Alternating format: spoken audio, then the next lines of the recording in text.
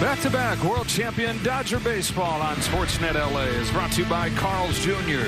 Carl's Jr.'s new Western Bacon Chicken Sandwich with freshly hand-breaded all-white meat. Just $5.99 for a limited time. And by your Southern California Lexus dealer, who invites you to test drive a Lexus today. Shohei Ohtani has finished his warm-up tosses, ready to make his second start of the year as the Dodgers are ready to wrap up this road trip and get back to Los Angeles. And looking for one more win, looking for a perfect trip. They've won 17 of their last 18 road games back to the end of the regular season last year. What they did through the postseason, the lone loss on the road in that time, Game 1 of the World Series that they, of course, overcame by winning the next 3 here in Toronto. Finishing it off with Game 7 and then rolling in the first 2 games here this week. 14-2 on Monday, 4-1 yesterday. The lineup for the finale brought to you by your SoCal Helpful Honda dealers. Ohtani, the pitcher, leads things off, and then Kyle Tucker's in right field hitting second. Will Smith catches and bats third. At first base, Freddie Freeman. Max Muncy's at third, hitting fifth today. Teoscar Hernandez, one really good game on Monday where he drove in 4 and homered. Yesterday, though, struck out 3 times. He bats 6th in left field. Andy Pages, the top hitter in baseball through the first 2 weeks. In center field with Alex Freeland coming off a career game yesterday. And Miguel Rojas back in there as the shortstop and 9-hitter. The Blue Jays take the field behind Dylan Cease, who signed a record contract in Blue Jays history this offseason, the biggest one to an outside free agent they've ever given out. And you look at the numbers that he had last year with the Padres, you look at the numbers he's had throughout his career against the Dodgers, and it's like, man, that is a big contract. But the Blue Jays looked at the underlying numbers. They look at some of the more predictive stat categories, and they see a guy who strikes out a ton of people. He's durable, hasn't rotation of the future around. They are hoping that over the next 7 years he is worth it, but so far he's going to have to make some adjustments especially against these Dodgers. They have really hit his fastball over the course of his career. He's had success with his slider, and that's going to be the pitch the Dodgers have to lay off of. When we saw those career stats of regular season and postseason, he got roughed up in 2024 by the Dodgers in the NLDS. He gave up 8 earned runs in just 5 innings over 2 starts. That was a rough one. And so far, all his 2 games here with the Blue Jays have been a snapshot of what he's always been. First start, he struck out 12. And that was a record for a Blue Jay in his debut. His second start, though, against the White Sox, 3 runs on 5 hits, 3 walks, only lasted 4 1/3 because the pitch count was through the roof. Yeah, both starts 90 and 93 pitches, and he doesn't get through even 10 innings in 2 combined starts. So, yeah, the Dodgers, if they can be patient and build some counts, he won't be out there long. Often you get a guy with great stuff like he has because it explodes out of his hand as well as anybody's stuff does. And the idea is I can't get to 2 strikes because he's going to finish me off if I do.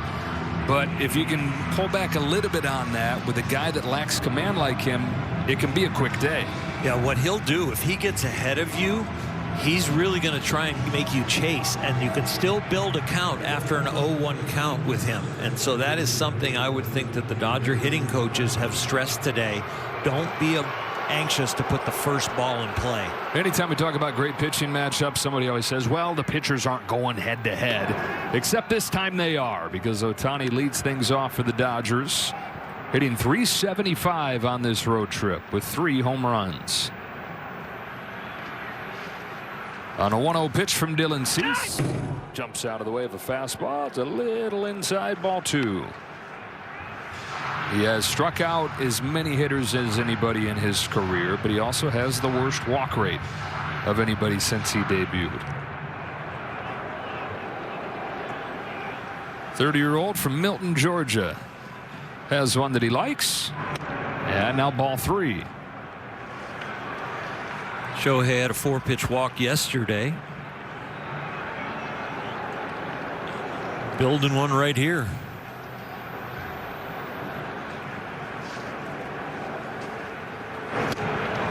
Yeah, sometimes when Shohei's up there, it looks like the first year of kid pitch in Little League where you got the really advanced hitter who's just so bummed to be up there when the kids can't throw strikes yet. Yeah, I'll just take my base.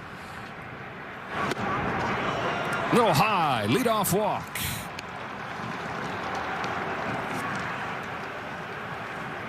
As far as saving pitches for Shohei, that walk is really good. We'll see if maybe Tucker can hit it out so Shohei can just jog around and save his energy. Tucker yesterday knocked in a run. He has driven in a run in all 5 games on this trip, where he's hitting .389. Didn't take long for that bat to come to life. Breaking pitch wraps around the plate. 1 ball, no strikes.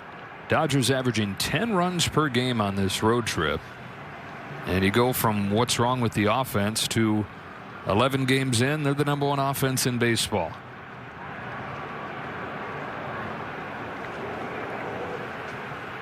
The 1-0 took off on him. Ball 2. You got the offense #1 in baseball. The pitching's been really good.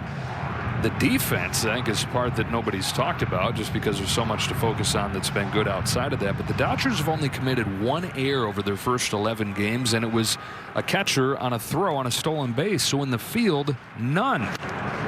Pop straight back and out of play, 2-1. It's the first time in franchise history they've had just 1 error through the first 11 games. And Will Smith's throw was because it was such a good jump with the runner on second base that he was doing anything he could to get it out of his glove and throw it down there. So he ended up bouncing it short of Max Muncy, and it got into left field. So it's 1901 because that's as far back as they've tracked him. Franchise started National League in 1890.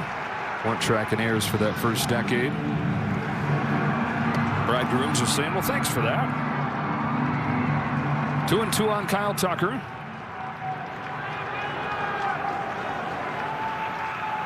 Tania's short lead at first base. Cease comes home, fouled back. We'll do it again. The ultimate up and down last few years for Dylan Cease. Runner-up for Cy Young when he won an ERA title with the White Sox. And then the next year was league average. The year after that, top 5 in Cy Young voting again in his first year with the Padres. And then the next year, league average. Goes full on Tucker. So the Blue Jays are hoping they can help him find his best form more consistently. The 7-year contract. There must have been a few teams that thought they could get it out of him, because you don't get 7 years, $210 for just one team bidding. Here's his payoff. Tucker fouls it off. Was one of the top starting pitchers on the market. Supply and demand, and there was heavy demand for him. Guy that grew up wanting to be a power-hitting shortstop. Was a really good shortstop coming up through high school. If that didn't work out, which it didn't, wanted to be like those Brave staffs in the 90s. He's a Georgia guy, and he's walked the first 2 batters. So you're seeing one side of Dylan Cease that can be exposed if you're willing to let it. His Achilles heel has been home runs and walks. He doesn't have the kind of stuff that you string a lot of hits together against, but he does have the stuff of somebody who walks you, and then when you get your hit, make it count. Now, the foundation of the Dodger offense through the years has been their patience and the fact that they don't chase. And for a guy like Cease, that's where you can get some of the bad-looking numbers that he's had. Now, that's not to say he can't dominate against the Dodgers, because he's had games where he's been untouchable against them. You go back to just last June, 7 scoreless innings in San Diego, struck out 11 batters in that game. Looked like he could pitch a no-hitter on that day. Couple runners aboard for Will Smith.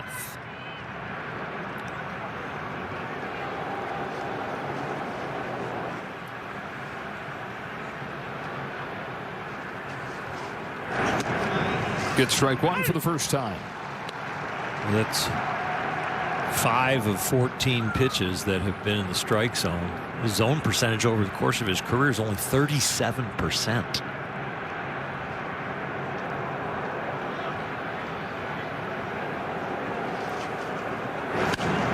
So you ask, how in the world does he get guys out? Well, he gets a lot of chase too. It's a lot of chase. It's mostly on the slider or the up fastball, but you already pointed out that these Dodgers can be very patient. It's one of their biggest tools. Toss back to second. Ohtani's in safe. Take it easy on that right shoulder diving back.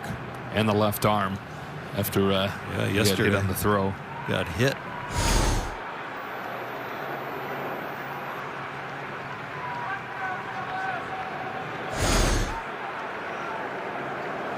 The year that he wasn't pitching and stole all the bases, his leads were a lot more aggressive.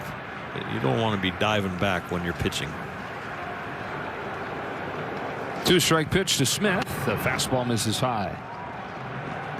Not hard to see where Ohtani's pouring his energy and his attention and his intention. Yeah, he just kind of meanders off to the leads these days. A different looking guy than you saw 2 years ago. But also you see him on the mound and he transforms into a different version of himself. Yeah, I would use the 2 pickoffs if I was the opposing team when Ohtani was pitching. I would definitely try and make him exert some effort on the base paths if he's on there, in the batter's box, anything to take a little energy away from his pitching. 2-2 on Smith. 18 pitches, no outs for Dylan Cease. You mentioned how hard it's been for him to get deep into games. He had more than 20 pitches per inning against the White Sox last weekend and only lasted 4 1/3. His 2-2 is swung on and missed, and there's the first out. A 2-strike count that he ends up with the strikeout, but it did start 0-2, and Will Smith built it to 2-2 with discipline. Just misses that hanging slider. And you can see the look on his face in the backswing, like, oh, had one. Sure did. Golden chance for the Dodgers here right away. Freddie Freeman, 7-game hitting streak coming in with power. He's got 6 extra base hits during that streak. Got Ohtani at second and Tucker at first, and takes ball 1. A very Freddie Freeman fashion during that hitting streak. The average right at 300.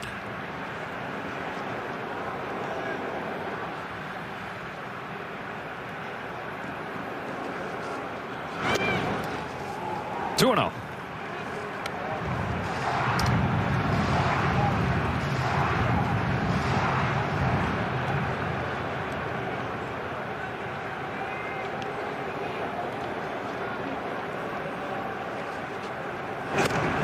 Freddie was a proud dad today, walking around video footage of his son Brandon, who just turned 5, taking a little BP in the backyard, just unloading a left-handed swing that makes his dad's swing look kind of soft.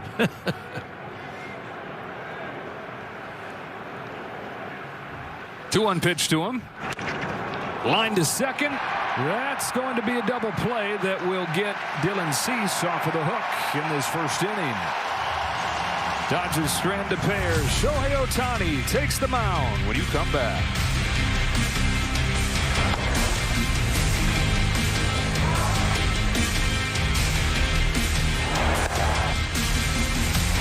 It'll be Dalton Varsho and Vlad Guerrero Jr. Jesus Sanchez, cleanup hitter and left fielder. Kaz Okamoto at third. Ernie Clement at second. And the bottom third is Lucas Jimenez and Heineman. Ohtani 1 hit over 6 scoreless innings in his season debut on the mound against Cleveland last week. He's got a 22-inning shutout streak going back to last August, the longest active streak in baseball. He's also got the longest active on-base streak, 43 games after he walked in the first. This is the full Ohtani experience. 6 different pitches that he can get you out with. We take a look at his last outing, and these are the pitches he got outs with. A lot with the 4-seamer and the splitter and the curveball. But the thing you'll notice today is it not necessarily going to be the 4-seamer or the splitter and the curveball that get him out. Any one of the pitches that he has a good feel for, he will pull the trigger on, compared to what exactly the scouting report says or what he feels he can get the hitter out with is what he goes with. So it is definitely a year where he is strong, he is healthy, and he's concentrating on pitching, and he's got all of the bullets to pull the trigger on. We were talking with Mark Pryor about it before the game, and Mark said last year was pretty much rehabbing on the job, feeling his way through each one of those starts, full off season to focus on the pitching, and he said you can sense an added level of intensity that he's approaching each side session with, and now his second game. First pitch to George Springer. Draws a challenge from Will Smith. He's saying, come on, Dan Bellino. Challenge. Looked a tad low. Dan Bellino's saying, come on, Will Smith. And the Dodgers, one pitch in, are one challenge down. The ball. Los Angeles has one challenge remaining.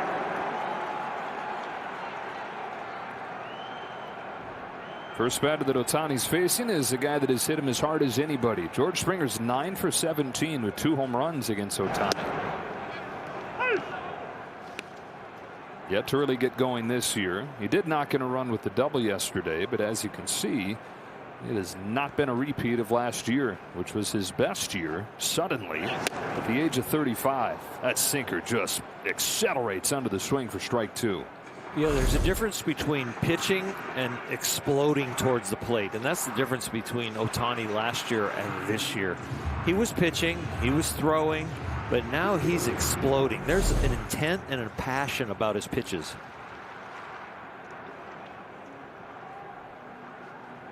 Here's 1-2 to Springer. Overthrown, and it's 2-2. It's interesting hearing him talk after that first start. He said it didn't make a difference whether he was throwing hard or, in his words, throwing lightly. And he said in that case, might as well throw lightly. I was putting it right where he wanted to.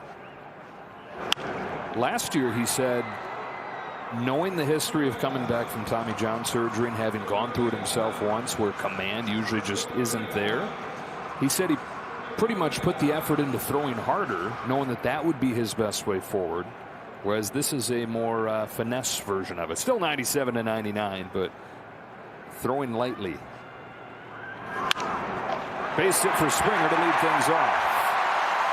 I've mentioned it before, but Sandy Koufax used to teach, see how easy you can throw hard. And that means getting your rhythm and hitting your spot is ahead of velocity. The key to velocity really is changing the velocity, not really reaching your high end.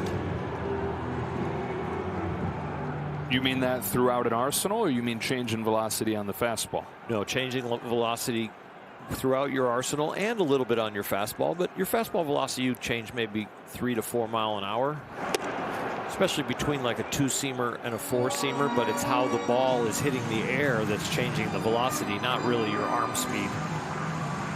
Dalton Varsho is the hitter here. Blue Jays, one hitter in, have matched the hit total of 6 innings of the Guardians against Ohtani last week. 2-0. He did not have very good rhythm because we got to watch all of his warm-up pitches as he was on base, and they removed the pitch clock as far as the time between innings to give him time to warm up. But the warm-ups were not in a very good spray pattern.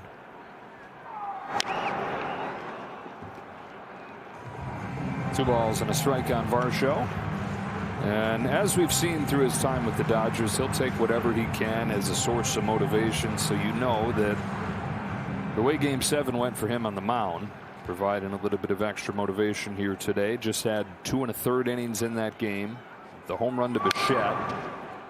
People around the team said that's as tired as they've ever seen him, because the first time he ever looked human coming out of that game as a pitcher. And when he left, it was 3-0 Blue Jays on this home run.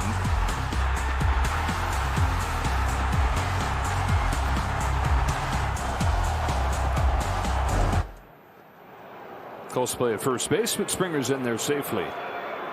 Dave Roberts is saying to us today, how many people would come back from that disappointment of failing in the moment you had always dreamt of to be the biggest cheerleader on the team as that game went on and to contribute at the plate? I guess nobody would have a chance to as a pitcher coming out of the game besides him, but point taken. Grounded to second, backhand Freeland. There's one. Rojas to first. Not in time. Varsho, a center fielder, batting second, really like that one out. Pulling the ground ball also pulls him towards first base for his first step.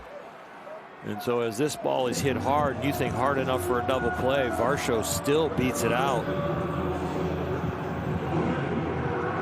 Freeland and Rojas have been doing extra work together on the infield and got to team up right there. A lot of that work is Rojas helping Freeland. As Vlad Guerrero Jr. stands in, looking for his first hit of this series. Varsho was hopping around there and then threw on the brakes. Strike one.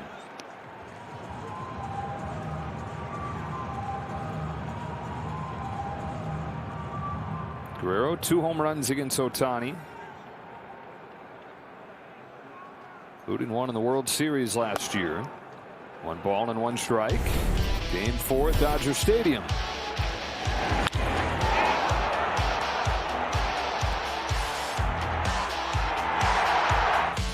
Guerrero yet to tap back into that postseason form this year. Just .237. Bouncing ball that'll find the left side and get through. First hit of this series for Vladimir Guerrero Jr. They're first and second with 1 away. 2 balls into the 6th hole. 1 ball hard hit at the second baseman. The Dodgers recorded 1 out there, but the Blue Jays now first and second 1 out because of this hit. 3-hopper that has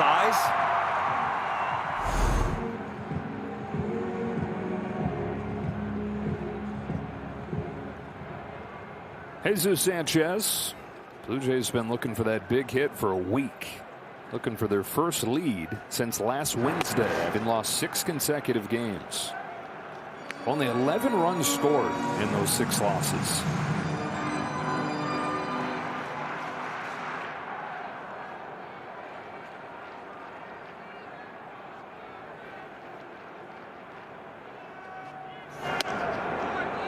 Ball 2. He's fallen behind quite a few hitters here. Still trying to find his release point and his rhythm. He's not defaulting to just 1 or 2 pitches. He's trying to throw the whole smorgasbord. Got the Sanchez shuffle right there. Got a backdoor cutter there that Will Smith was trying to frame. That's why he clanked it.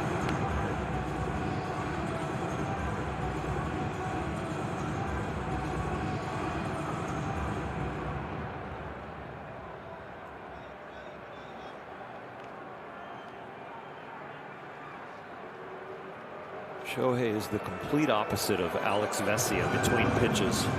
He's just so pensive and calm, almost like he's in a really hot day game where the sun is beating down. He's just trying to save his energy between pitches, where Vesia is stomping around, breathing heavy. Jesus Sanchez, not an easy guy to walk. Swung at a 3-0 and popped it up. Left side for Muncy. He's got it, but the infield fly rule had that been fair. There's out number 2. They're trying any way to get their offense going, so giving the 3-0 green light right there. It'll be up to Okamoto. Oh, when Ohtani left, Okamoto graduated to top offensive player in Japan. First season in the big leagues, hitting .262 with a couple home runs, but way more strikeouts than he had in Japan. 10% strikeout rate in Japan, 40% his first couple weeks in the big leagues. Only Shohei's second first pitch strike to get ahead of him. And now 0-2. This is just the personal battle that will help you find your release point and your rhythm. 2 countrymen going at it. Could raise the passion level of the pitcher and maybe find himself. 2 on, 2 out. Here's an 0-2 pitch. Lays off the same pitch. Ohtani trying to return the favor to the Blue Jays that ceased it to the Dodgers in the top of the first. That is getting around a first and second, less than 2 out jam.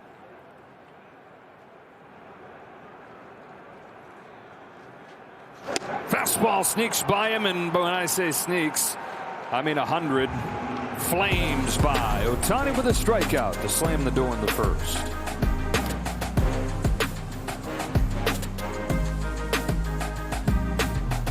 Opening week, the Dodgers wore their new gold jerseys and caps commemorating their World Series win last fall.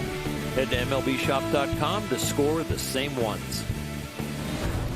Max Muncy to start the second for the Dodgers. Ball 1 from Dylan Cease. Dodgers squandered a first inning chance against Cease. Back-to-back walks to start the game.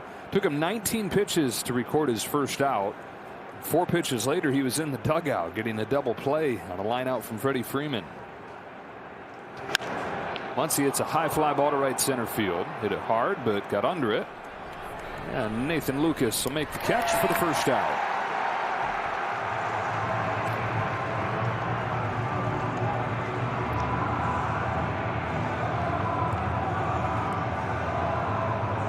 No score in the second. Up comes Teoscar Hernandez. Gives a look over there to his old dugout and climbs in. 4 RBIs in the first game, but then 3 strikeouts last night.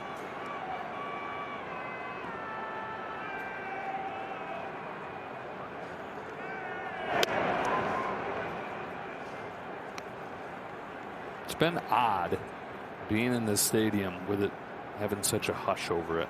Part of that is just it's the regular season. Part of it how bad the Blue Jays have played. When you were doing the World Series games, were they standing almost every pitch? The place was shaking. Yeah. Muncy was telling me the other day that when they would warm up 20 minutes before the game, they couldn't hear each other from 30 feet away. Wow. You get the Canadian anthem and the whole place singing. I mean, if you didn't have chills, you weren't human. Yesterday, when they started to rally a little bit late, looked throughout the stands, and most of the fans were standing and applauding continuously. So I can't imagine what it would be like in the World Series. They're just hoping to stir some of that up again. Has not been too much of the 2025 magic for these Jays yet. Hernandez down swinging, 2 gone in the second.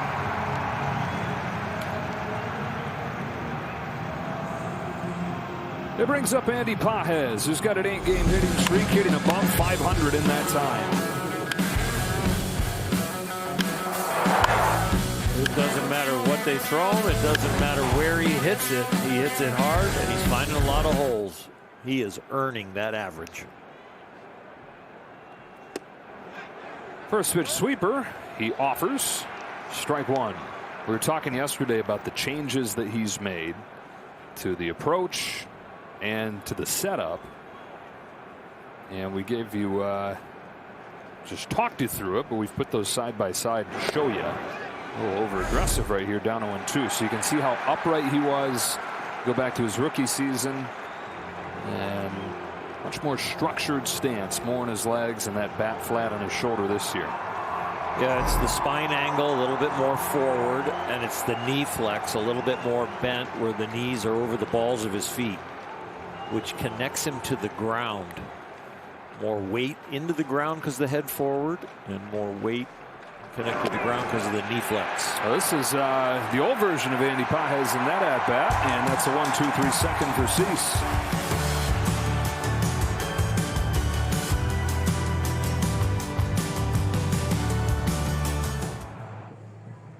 Game, you know the drill by now. You're going to get a free jumbo jack to help you get through that day without baseball tomorrow before the Dodgers get things going again Friday in LA. Bottom 2, Ernie Clement bends back on a fastball.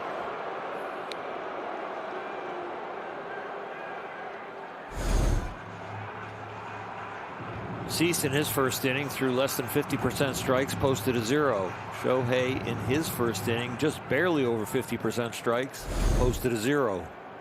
Then you start him out with a little head eyeball. Yeah.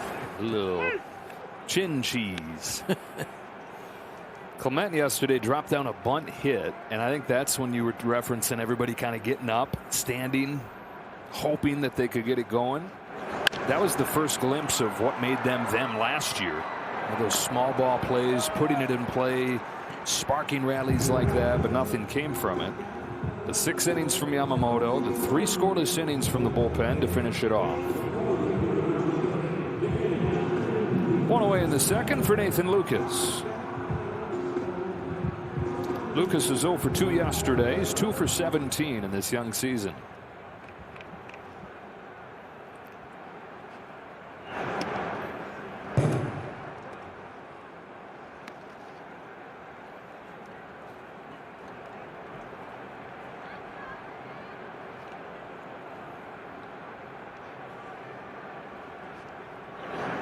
Talk each time we talk about pitching with Ohtani in his pursuit of his first Cy Young.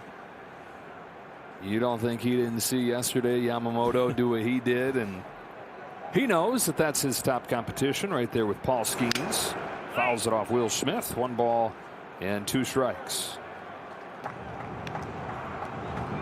There's motivation from around the league. There's your own motivation, and there's motivation from your teammates, especially when you have a teammate like Yamamoto. I joked about it last time when Yamamoto threw and he got his win. It's like, I got mine, go get yours. Hey! Lucas laid off. 2-2. That internal competition, it's like a brotherly love. It's like when you're playing in the backyard or playing wiffle ball out on the street with your brother or doing something. You compete, but you still love each other. He lets go of a 2-2, and Lucas pokes it down the left field line. It will fade foul. Ohtani's best season, 2022, went 15-9. He had a 2.33 ERA that year and finished 4th in Cy Young voting. And as is always going to be the case with him in his pursuit of that award, the limiting factor, the number of innings. There's a career high 166 that year, which at least puts you in the conversation. Another 2-2. Full count. Typically, though, you get into that conversation, there's some hair splitting that happens. Rarely is it a runaway. Well, last year, kind of an exception with what Paul Skeens did. But when you're splitting hairs, that can be a spot that makes you miss out. You don't have enough innings. Sharp grounder to second that scoots by Freeland.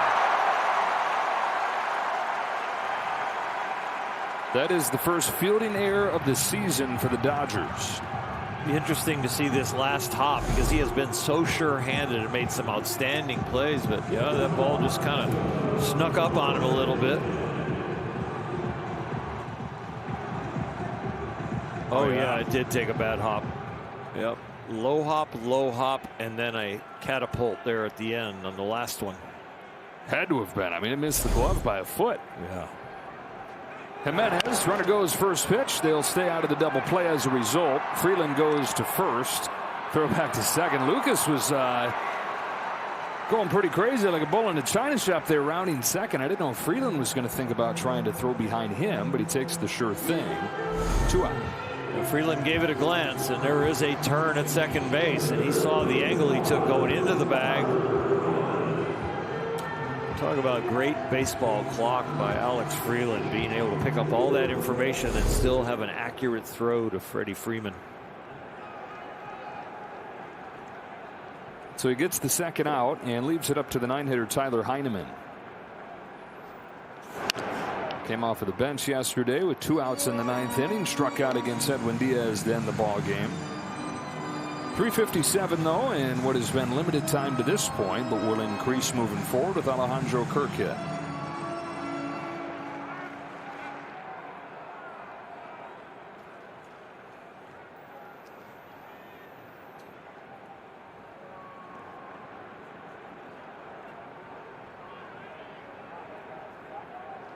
Ohtani's 0-1, breaks inside, ball 1.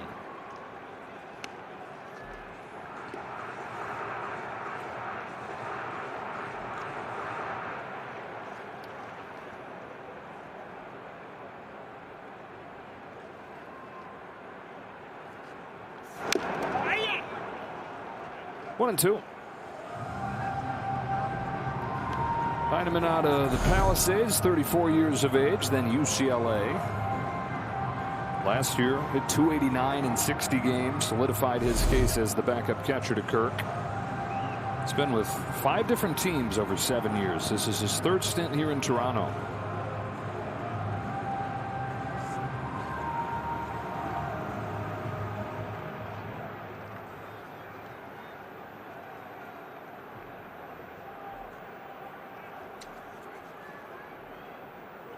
On a 1-2 from Ohtani, climbs the ladder and stays alive.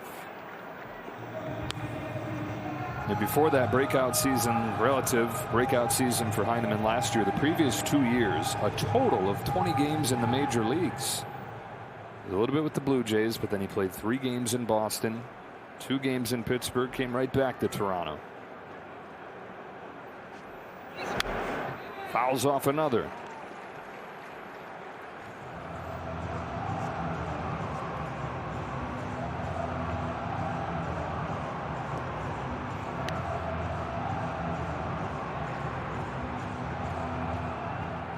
.38 pitches, and a lot of these have been very stressful. When you don't have your rhythm, not hitting your target, that means your body is getting more stress, and when you have runners in scoring position, a lot more stress.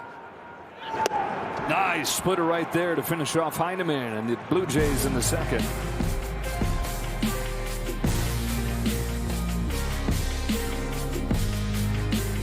For the third in a scoreless game, Dalton Rushing had his breakout game on Monday, and then Alex Freeland yesterday. Time for DirecTV New Era. He went into the game 1 for his last 21 and was getting extra frustrated, but then 4 for 4. First 4-hit game of his career. Talking with Robert Van Scoyoc before the game, he said, I've told him you got to stay right where you are. Just trust me. The swing looks great. Stick with it. Didn't want him to lose confidence and have his spirit down. This game came at the right time. Came just in time to boost his spirits again. Leads off this third against Cease. Shows bunt. Takes a strike.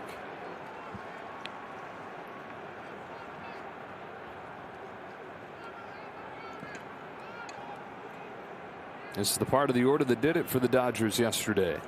Freeland and Kim scored all 4 of their runs down 8-9 in the order. It's Freeland and Rojas today, then Ohtani.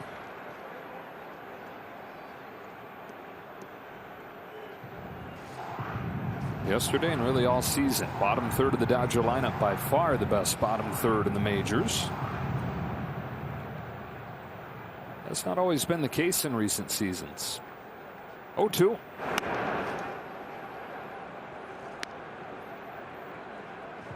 It bodes well for Ohtani's statistics because he was hitting in a desert for at least half a season last year at the bottom of the order, struggling. Change up to get Freeland for the first out. 4th strikeout for Cease. And up comes Miguel Rojas, who by now you've probably heard lost his father yesterday. Miguel Sr., Mickey Rojas. And Miguel went back.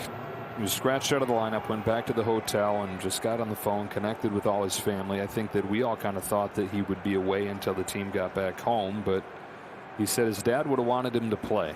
And so he's in there today to honor his father. He said, Dad has a first row seat to get to watch me play in this park where I fulfilled my childhood dream, having that World Series moment.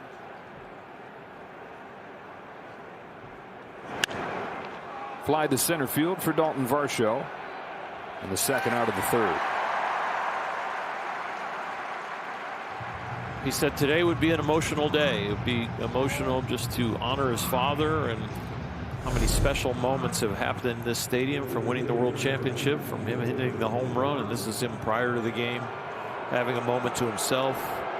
And Mickey, his father's nickname, on his hat, and MR on most of the Dodger hats. I would think all of them. Back to the top, and Ohtani, who takes the ball. And Mickey never got to leave Venezuela to come watch Miguel play in the major leagues, but watched him on television all the time. They communicated often. Actually just talked yesterday, hours before Mickey passed away. It was sudden. It wasn't expected. And Mickey said that, you know, he dealt with all ailments as older people do, but he said this was a heart attack and something that he wasn't able to survive. Change up a little bit low on Ohtani. It's all so dang fragile.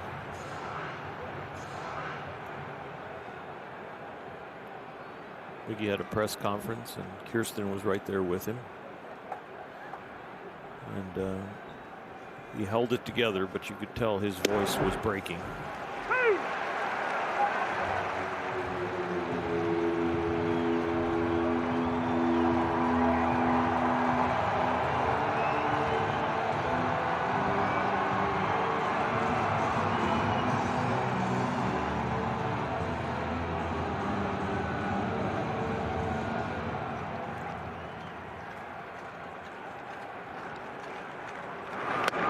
Full count on Ohtani.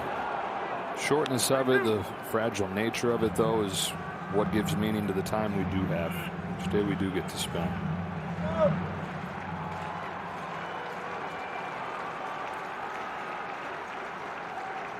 Sees his payoff.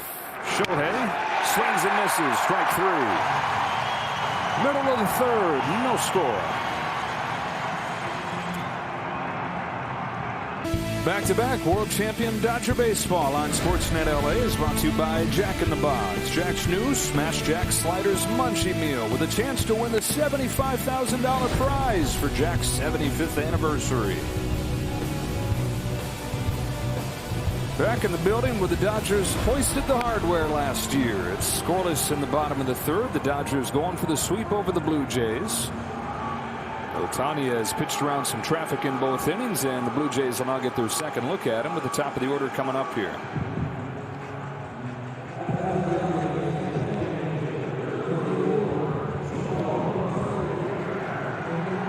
Two strikeouts, no walks. Blue Jays have 3 hits against Ohtani after he gave up just 1 hit against Cleveland last week.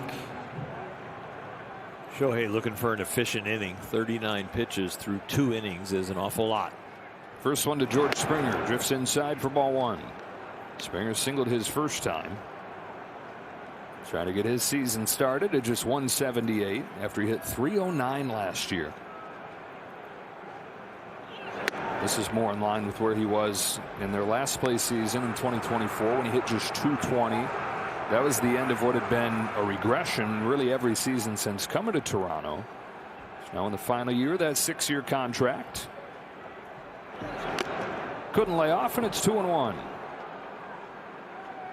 13 years overall in the major leagues for Springer.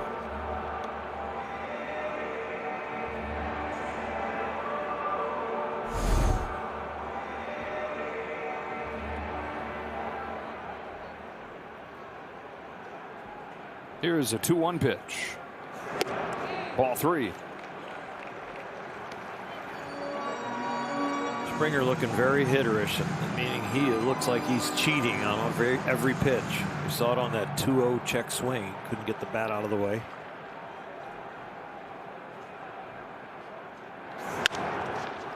Off the end of the bat that time. Rojas there to gobble it up and throw him out. Very nice pitch right there. 3-1 hitters count, but make a pitcher's pitch and get the ground ball.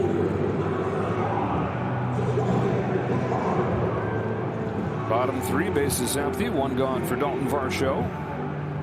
With a ground out in the first inning, has dropped his average down to 167. So you got Springer 159, Varsho 167. Vlad Jr. came in 237. All the big hitters at the top yet to really hit their stride, and then the injuries they're dealing with. Put it all together, and it's been this nightmarish start. 1-0 pitch. Splitter for a strike. His splitter so far is looking like a 2-seamer, where it just kind of have that tailing action, not really going straight down. And the fastball, he's done that a lot, right? Missed glove side. Yep. So the spray pattern for me tells me there's a little bit too much rotation with the shoulders and the upper body in the delivery.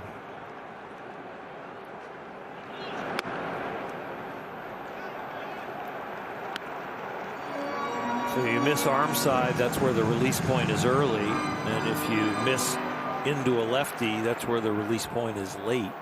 And so there's a very small release point to throw it over the plate. Fastballs by him, 3-2.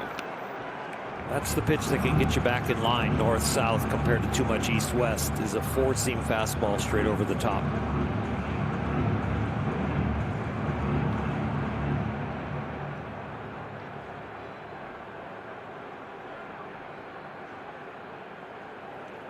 Here's his payoff pitch to Varsho. Another fastball, and it almost did get him. Smith couldn't quite hang on to it. Shohei will tie his shoe, get a new baseball, and throw another 3-2 pitch.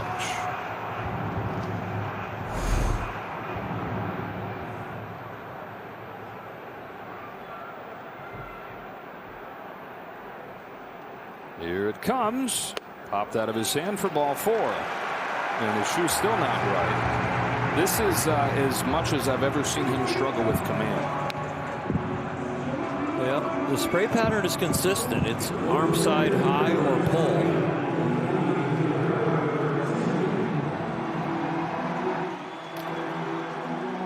And it's first time that it's shown up in a walk. It just has not been able to seemingly put where he wants much of anything.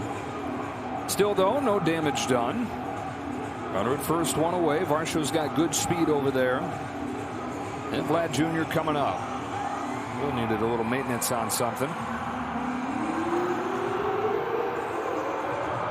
A single in the first inning was Guerrero's first hit of this series.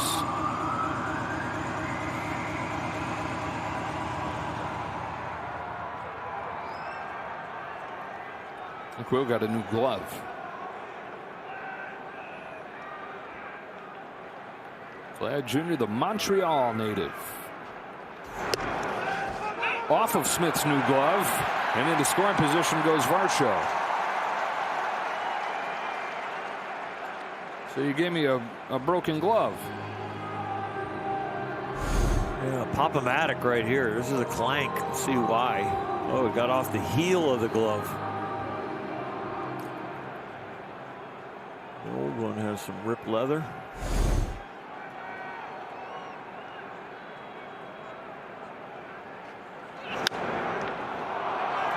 Into shallow center field for Rojas, and they get Guerrero. Gets him out with a little sweeper. The first pitch was a fastball. Those are the two most effective pitches today. 20 for 29 with those two as far as strike throwing ability. It's the rest, especially the splitter, that has abandoned him so far, and the curveball. 2 outs, up to Jesus Sanchez. Popped out on a 3-0 pitch his first time. Ohtani comes home, and it is the curve missing way inside. Here we go for the third inning in a row that Toronto gets a runner in scoring position.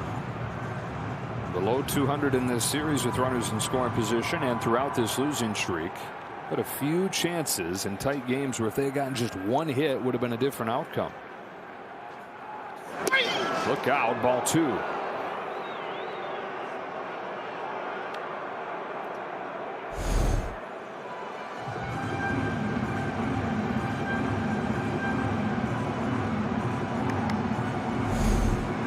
Cease was effectively wild early. He's really settled in, and Shohei has been effectively wild the whole game.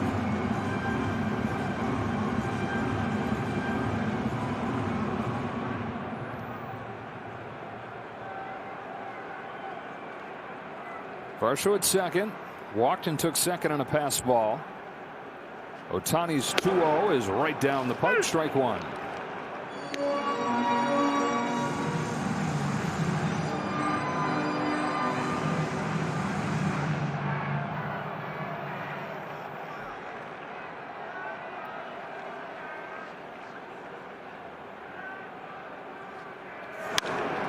Base hit, knifed inside third, and the Blue Jays have their first lead in a week.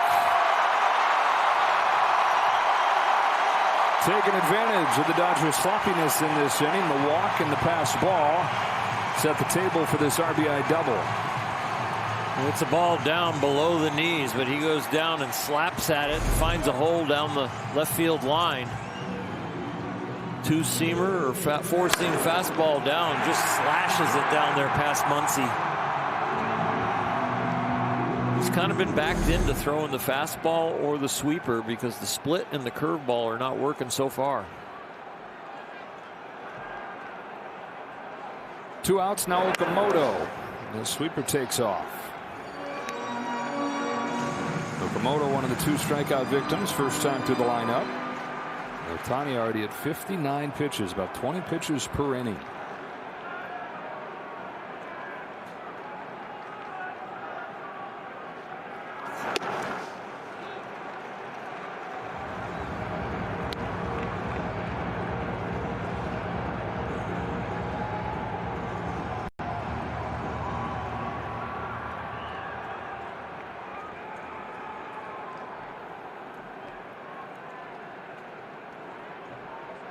Here it comes.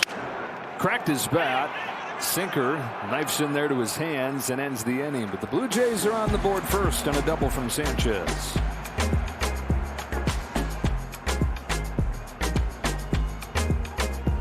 Receive a Jackie Robinson jersey in commemoration of the first Dodger championship in 1955. That jersey will be presented by UCLA Health. Visit Dodgers.com/promotions.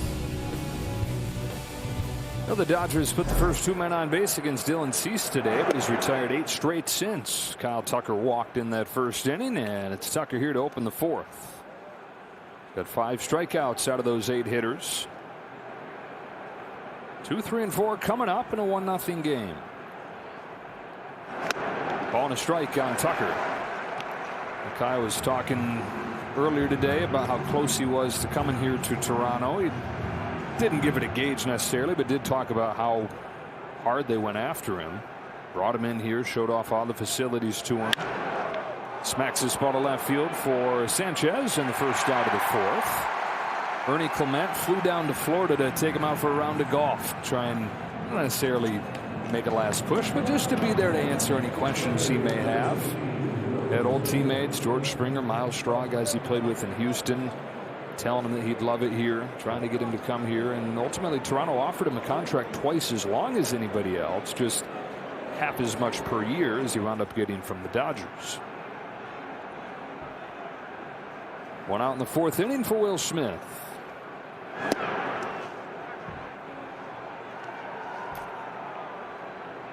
Will had the first day off. 0 for 5 yesterday. Strikeout his first time up today.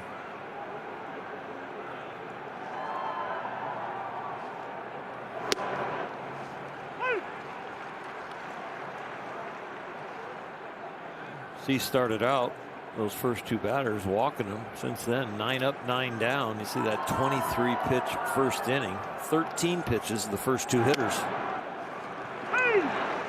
We're seeing a different version of him today, and really so far this year. When he was in San Diego and when he was with the White Sox, it was like 85% fastball slider. So you could eliminate one of the 2. We're seeing a big uptick in everything else. The sinker, the curve, the change. Fastball and slider still his primary pitches, but not as simple as, hey, I'm going to get one of those 2 things. It's nice to have those other pitches in your pocket, but it is good to have 2 foundational pitches where you get your rhythm and you know you can get a strike. Soft bouncing ball left side. Okamoto will have to hurry. Running throw, not in time. And the first hit for the Dodgers is an infield hit from Will Smith, who will head to second, and the tying run is in scoring position.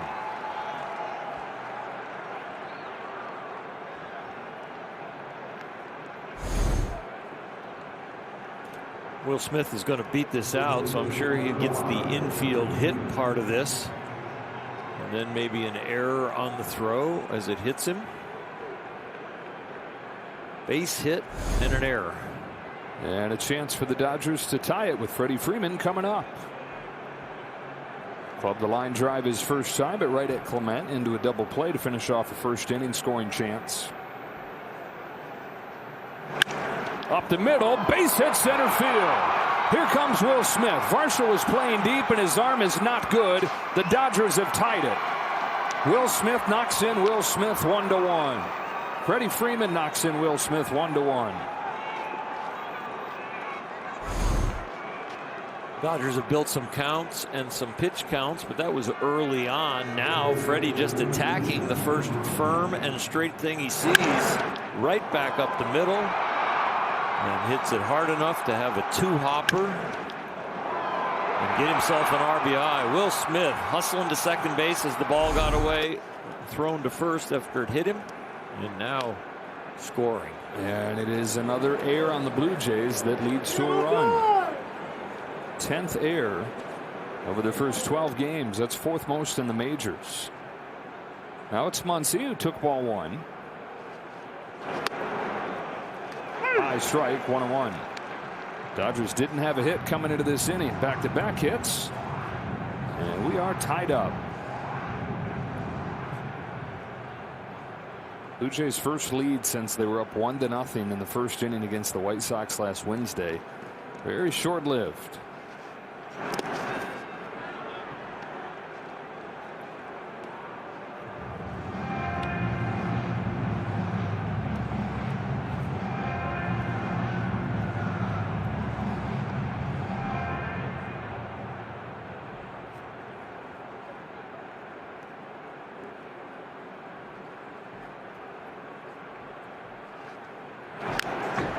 Two and two.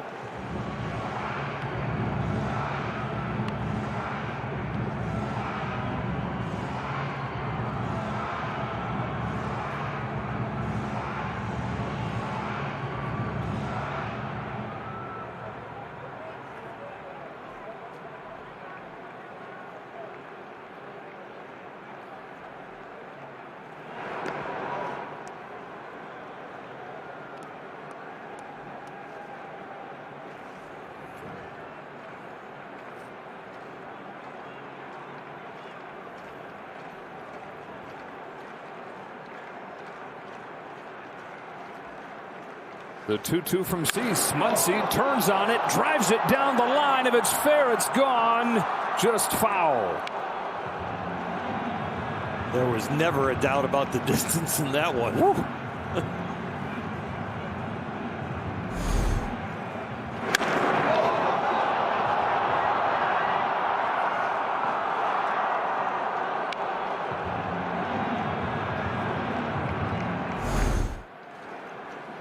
And now down on a fastball. A few feet from a home run and the Dodger lead. Instead, the 6th strikeout for Dylan Cease and 2 gone in the 4th.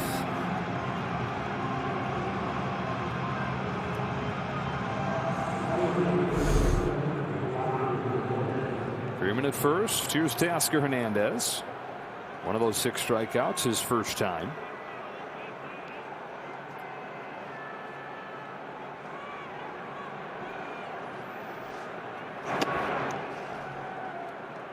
They checked on Freddie once, but with 2 out and Teo up, Freddie might use some intelligence and try and pick a pitch to steal second. Not because of his speed, but because of his understanding of the game.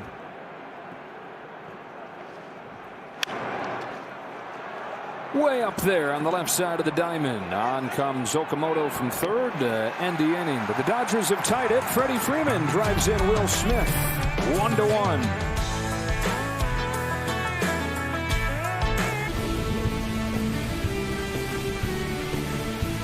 Back-to-back world champion Dodger baseball on Sportsnet LA is brought to you by Morongo Casino Resort and Spa. Less than 90 minutes from wherever you are. Good times.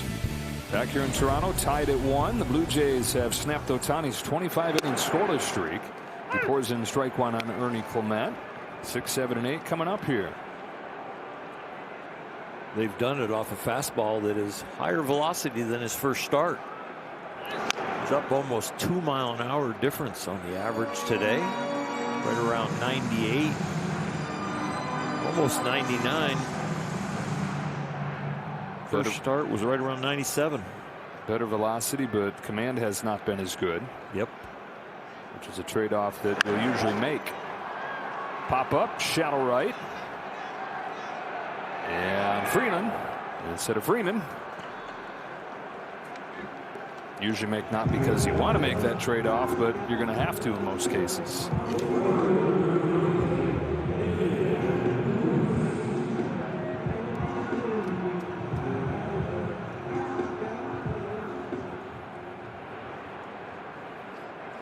So Ohtani gets the leadoff man, and up comes Nathan Lucas. There's a curve that lands for a strike, down to 73.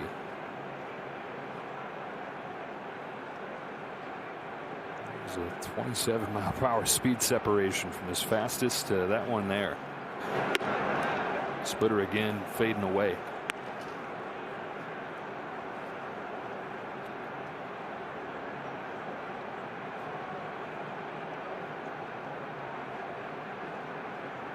Here's 1-1.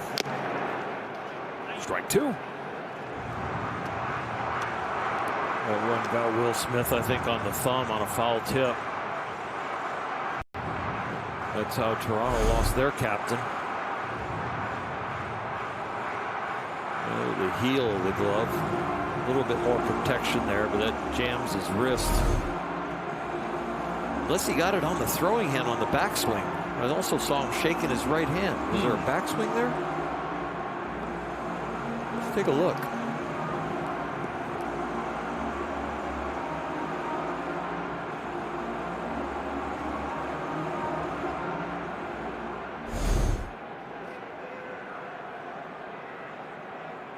Nope, it was the foul tip. Now the 1-2 pitch to Lucas. Fastball misses in. And the count evens 2-2. Dodgers lost one of their 2 challenges, so it looks like there's almost a stoppage on those until the game, near the end of the game. Ugh. Boy, is he getting beat up today. That's the second one off the mask, and he just had the foul tip off the glove in the hand, and he's laughing about it. Geez, the only time Will Smith laughs. Needs to go to his best non-contact sport, which is golf.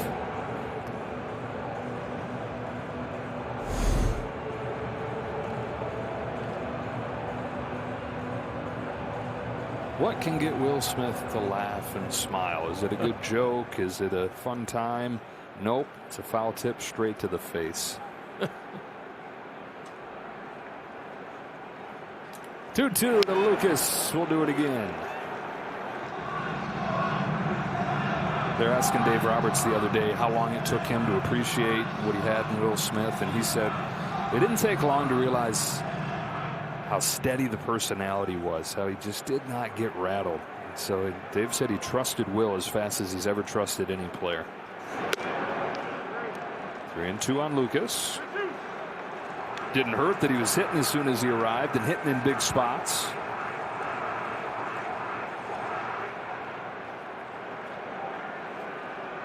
He'll catch this 8th pitch from Ohtani to Lucas. There'll be a 9th.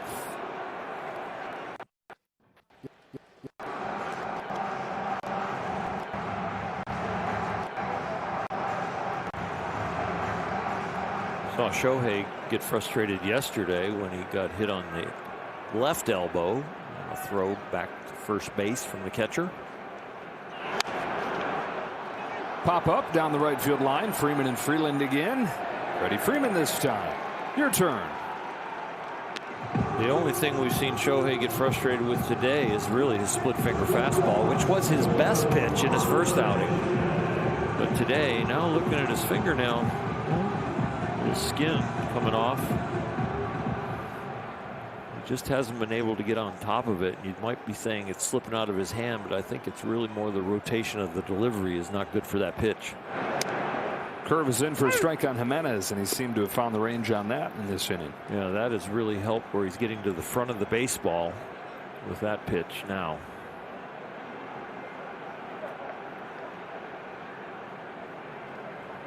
Now an 0-1. Splitter got a foul tip, strike 2. It's not the movement he's looking for.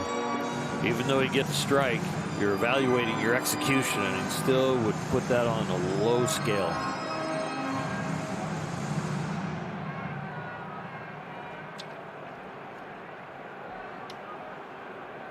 Here's his 0-2 pitch in the dirt, ball 1. The curveball has gotten better, but the combination of both of those are 6 for 19 as far as throwing for strikes between the splitter and the curveball. It's not the ratio he's looking for. You mentioned the splitter being his favorite pitch last start. It was the most we've seen him throw the splitter in any start since coming to the Dodgers. Fastball is in on the knuckles at 100. He'll take it himself. Takes him like 3 steps to go from the mound to first base. 4 in the books, tied at 1.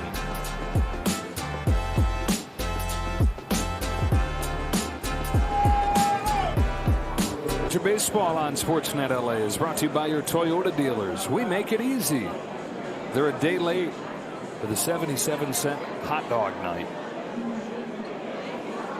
Anniversary of the first game in franchise history yesterday in 1977, and so 77-cent dogs yesterday, and they sold 100,000 of them. Wow. Strike 1 on Andy Pages. That's 2.5 hot dogs a person. Yeah. Pages fouled that ball off his foot in some pain. Talking hot dogs, and now he's got hurt puppies.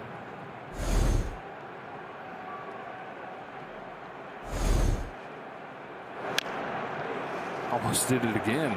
Yep.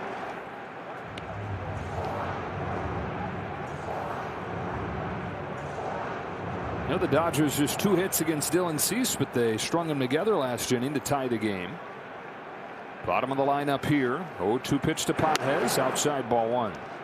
Pages, his first time up, looked like the old Andy Pages, flailing at pitches that weren't close and struck out.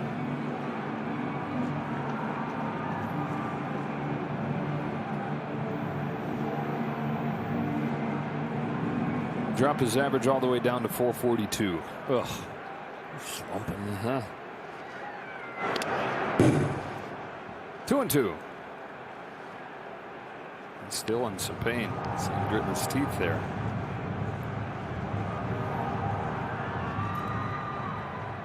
Freeland and Rojas to follow in this inning.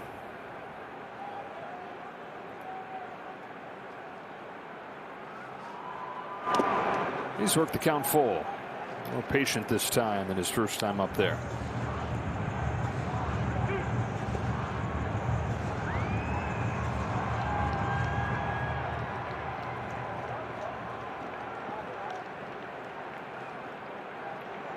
Pages leading off the 5th. It's a nice approach right there. It's a 3-2 breaking ball and stays on it. Good pitch, good approach. Had it timed up right. Another 3-2. This time a fastball, and it's by him for strike 3. 7 strikeout for Dylan Cease. That was an excellent fastball. That ball looks like it is up and down the middle, and the tailing action takes it right in and jams him.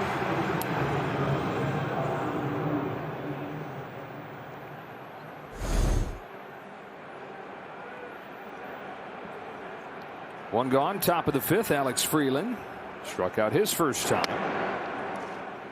Curveball just missed. He saw Tyler Heineman tilting his head, thinking about maybe challenging, thought better of it. 5 through 9 yet to reach for the Dodgers today.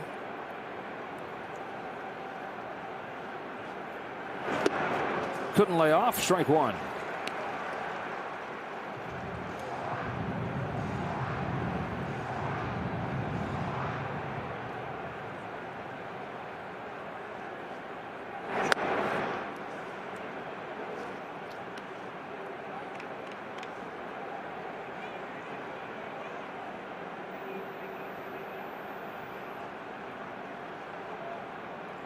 On a 2-1 pitch, Freeland smacks a line drive to left field. Sanchez can't get it. Pops out of his glove and finally gets it back in. Freeland is aboard with a 1-out single.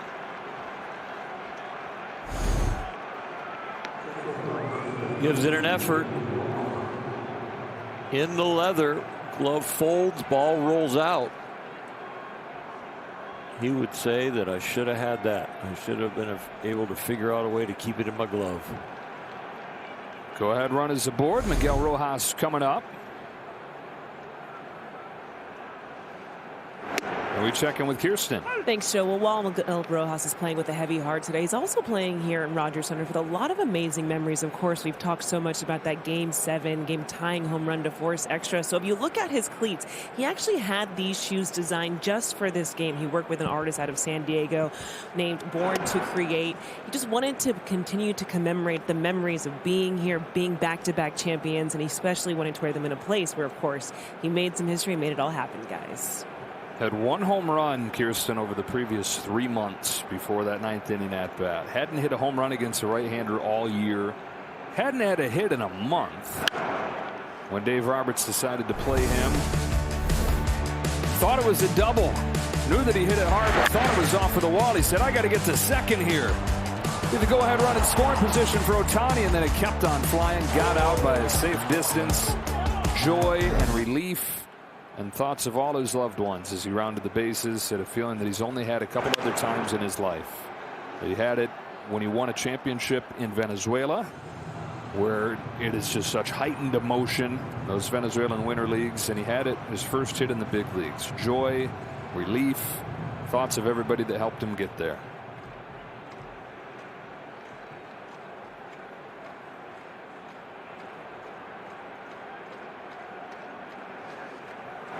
Down on a high fastball, 2 out. He's actually gone back and watched not just the home run, but the entire at bat a bunch of times this offseason.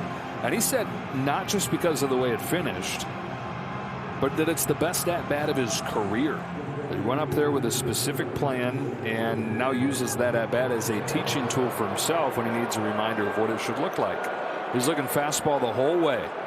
And then in the 7th pitch, adjusted on a 3-2 slider that popped out of Jeff Hoffman's hand and changed everything for the World Series, for his life. Playing with the heavy heart during his press conference, one of the times that his voice really broke when he talked about his mom and his dad. He's already lost his mom and lost his dad yesterday, about how much they gave up for him to be a baseball player. And that's one of the reasons that he knows his dad wants him to play today, because of how much he gave up so that Miggy would have a chance.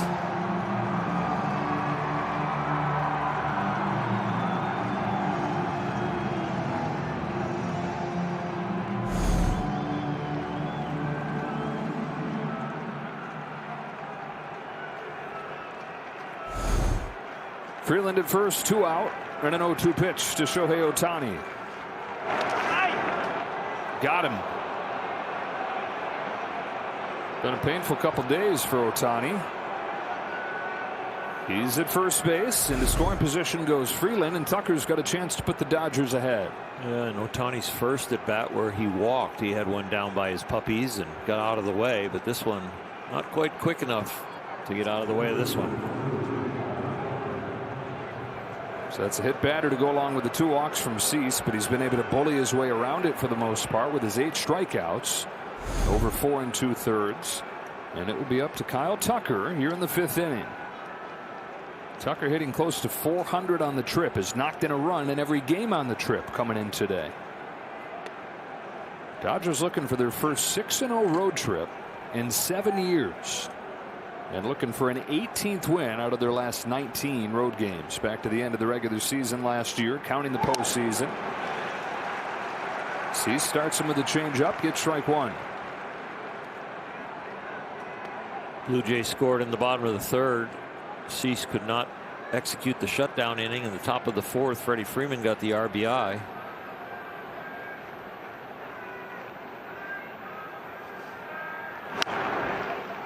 Dodgers have been 4-2 this year when the opposing team scores first.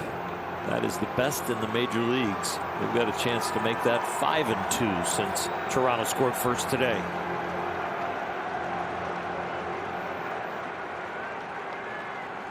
Cease has him down 0-2, looking for another strikeout. Here he comes. Tucker lays off. More strikeouts than we're used to seeing from Kyle Tucker on the opening homestand, but then he had gotten rid of those in Washington before 3 of them yesterday. Scott Freeland is second, and Ohtani at first as he waits on this 1-2. Kyle Tucker grounds one up the middle. Jimenez perfectly positioned, ends the top of the 5th. Halfway home in Toronto, tied at 1.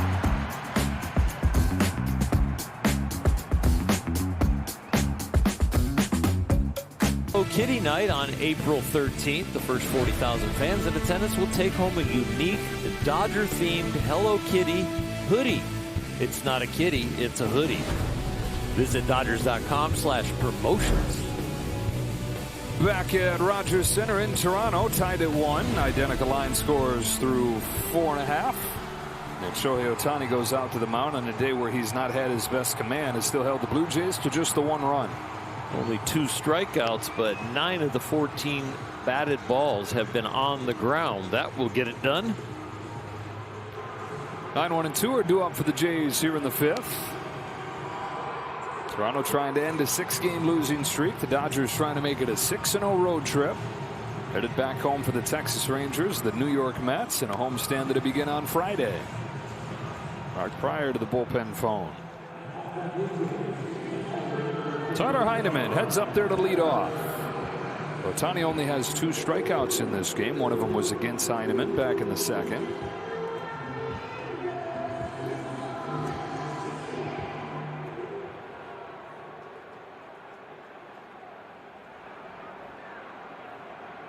So here we go. Shohei winds and throws and try to go back door with a sweeper. Missed by a little bit. Ball 1. 9-1-2 this inning.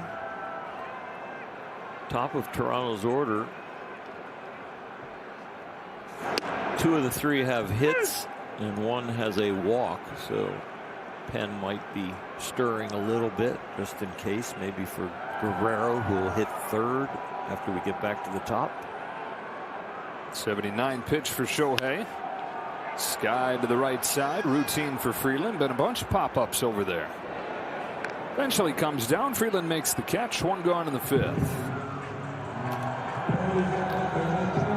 He's had 4 pop-ups to the right side of the infield. 2 for Freddie, 2 for Freeland. A lot of ground balls other than that. Including 1, really 2, from George Springer. One of them found a hole for a leadoff hit in the 1st inning. One of them was just straight away short. Faces him here with the bases empty and 1 gone in the 5th. Inside with a sinker. Ohtani coming off his first 1-2-3 inning of the ball game. He's retired 5 in a row since the Sanchez double put the Blue Jays on the board first. Left side, Rojas deep in the hole, sets his feet, bullet across in time. He says, yeah, I still got it. Playing on the carpet, he had an opportunity to bounce it over there, but he decided as the footwork was gathered and he turned his shoulders that I've got the arm strength to get it there in the air. And that's what he does. Strike to Freeman. Right about here, he could decide to go low or go high. He goes high and gets him. It's like that ball had a little extra wings on it.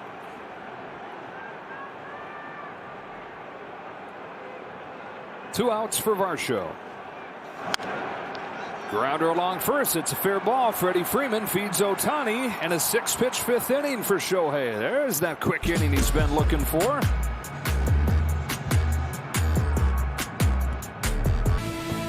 Celebrate Healthcare Appreciation Night on April 14th. Purchase a special ticket package for a Dodger-themed healthcare jacket.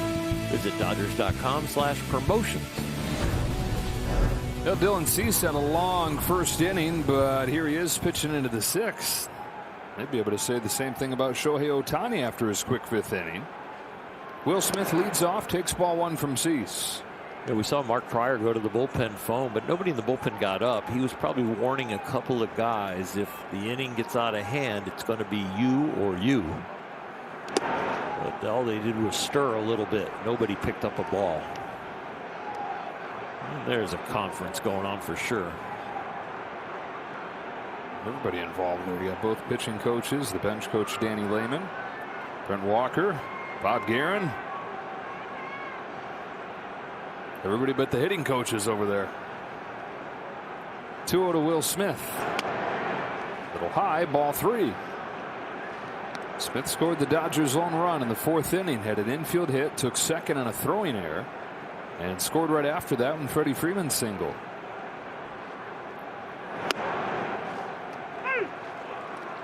Those are 2 of the 3 hits for the Dodgers in this game. Just enough when you put them together with Ohtani's 1 run allowed.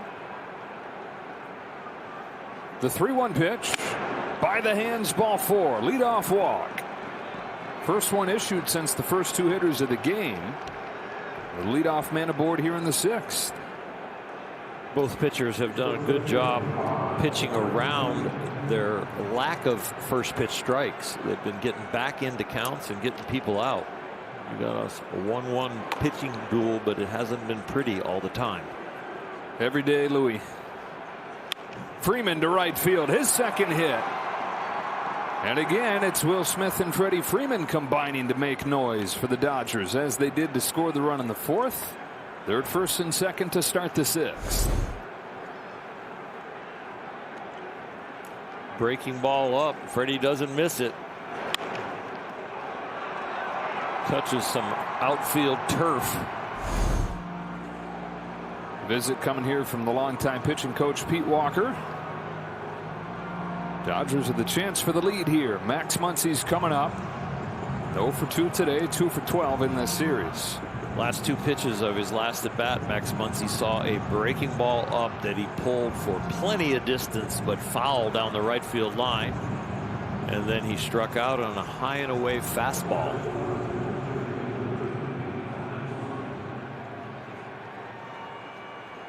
Saying yesterday, Max hasn't quite felt right mechanically. Feels like he's close to figuring it out. The home run had to, or that near home run had to have him feeling like he's right there. At 110 miles per hour, but just foul.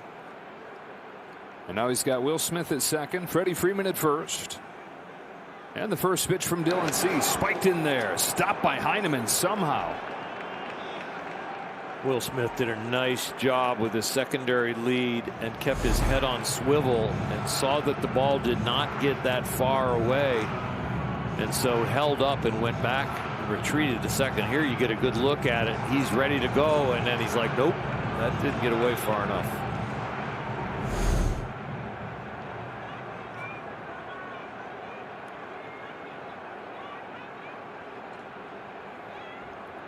One ball, no strikes. Muncy takes it in the dirt again. Ball 2. This is what he brings you even when he's not right mechanically. Really, is it going to be an easy out? Well, we're in a fastball count, but he has struck out 8 guys today, and 5 have been on fastballs. We'll see if he relies on it here. This is a very game-changing pitch, possibly. It's a 2-0 from Cease. It was a fastball. 2-1.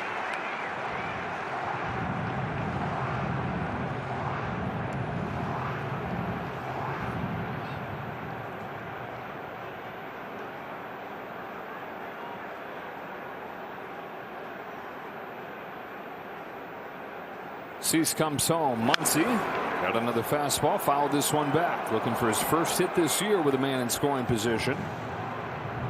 Muncy's only knocked in 1 run this year. Freddie Freeman, Andy Pages leading the team with 12.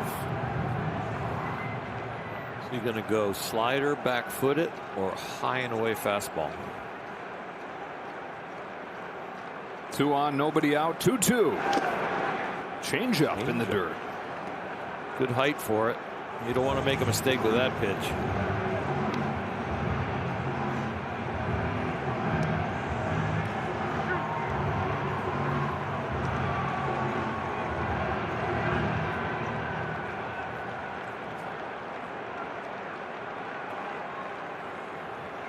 Here's a 3-2. Ball 4, bases loaded. Second walk of the inning. Dodgers patient again here against Cease. And they're loaded up for Teoscar Hernandez. He's going to face Lewis Varland. John Schneider coming out to make the change. Max Muncy took ball 4 on the same pitch he struck out in the at-bat before. And that's real good patience for a guy who's only driven in 1 run this year. So Dylan Cease leaves, and the line is good at this point, but it hangs in the balance as Varland comes into a bases loaded, nobody out situation.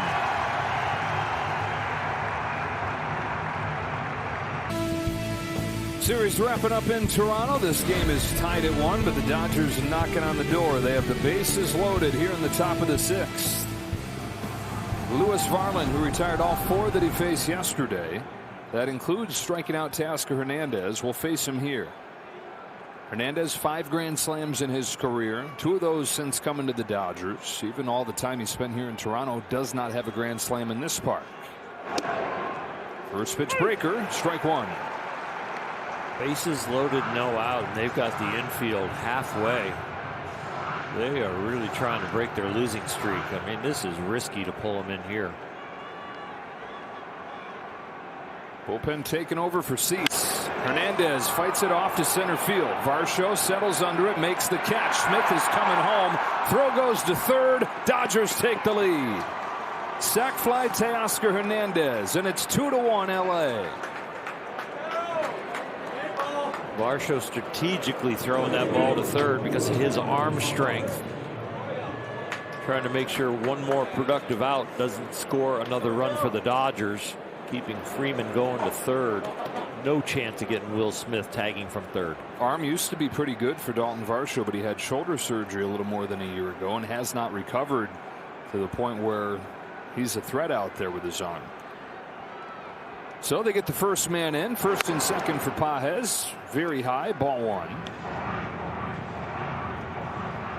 Pages has struck out both times in this game. Still trying to extend his 8-game hitting streak. Now would be a good time for that. Freeman at second and Muncy at first. He's ahead 2-0. Give it that nod of a hitter who seems to be comfortable.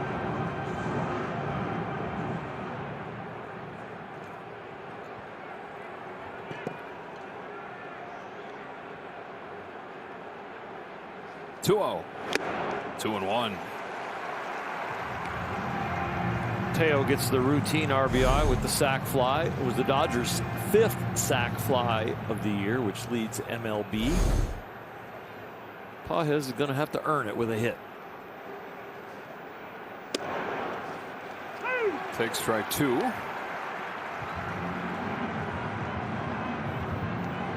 There's nobody warming down in the Dodger bullpen. It's going to be Ohtani for the bottom of the 6th. Guerrero, Sanchez, Okamoto due up.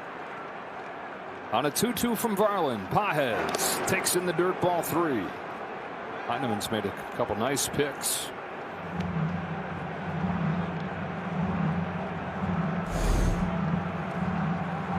Nice pick here. A few others and some good blocks.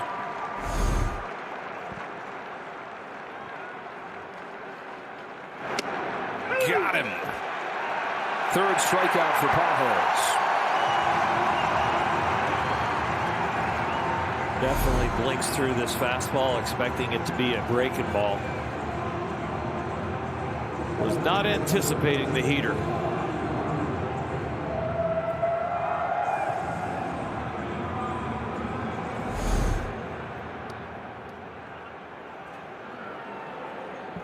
Up to Alex Freeland, who's followed his big day yesterday by going 1 for 2 today.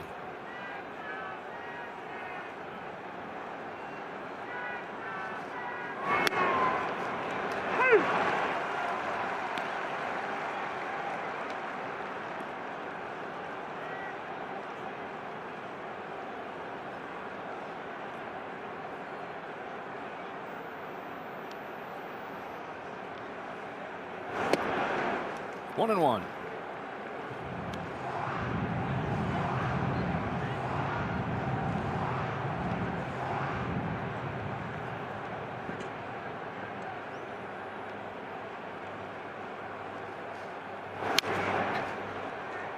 Strike 2.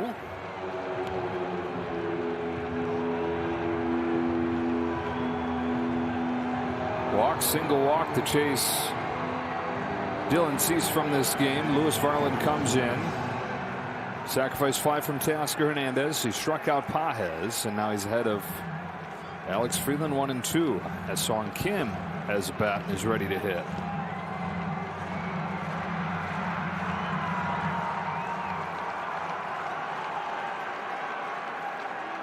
Varland's 1-2 pitch.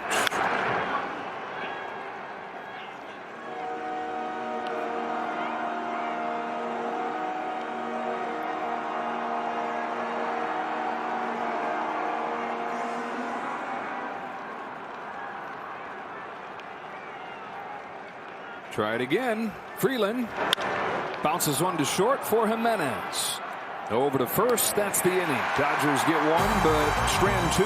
They lead it 2-1 to the bottom of the 6th.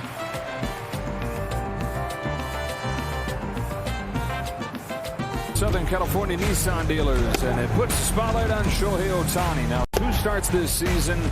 He's given up just 1 run. It was unearned over 11 innings. Pitches into the 6th year with a 2-1 lead. Vladimir Guerrero Jr. to lead things off. Fastball for a strike. Down to 95. He was late getting to the mound. Only a minute 15 to warm up. And to left center field, a base hit for Guerrero. Thinking 2 out of the box, and it scoots right between Hernandez and Pages. A leadoff double. It was going to get to the wall, or even if they cut it off, he was going to get a double. So I think they took the conservative route to make sure they get it in, and neither one of them deflects it. Breaking ball up. I said the Shohei didn't get to the mound. Of the 2 minutes you get between innings, he didn't get there for 1:15, threw about 5 pitches and looked a little bit in a rush. That's just the second extra base hit of the year for Vlad Jr. Now Jesus Sanchez, who knocked in their first run back in the third.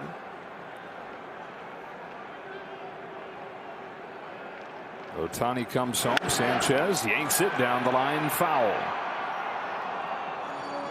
Sanchez starting to bat early, wants to hit the ball to the right side to move Guerrero up. Almost got 2 for the price of 1. If he hits that one fair, he hits to the right side, and he would have got a hit.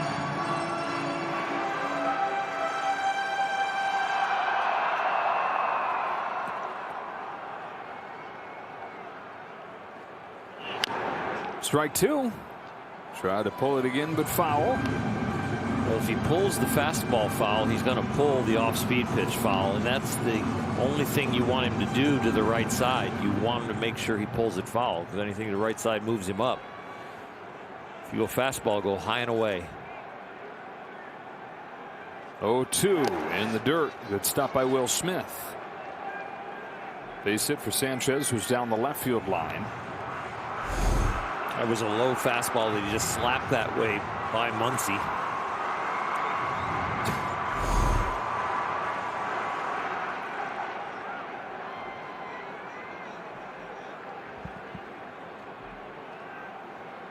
Ohtani to Sanchez with a 1-2 pitch. Slaps this one to short. Rojas has it, goes to third, and they've got Guerrero.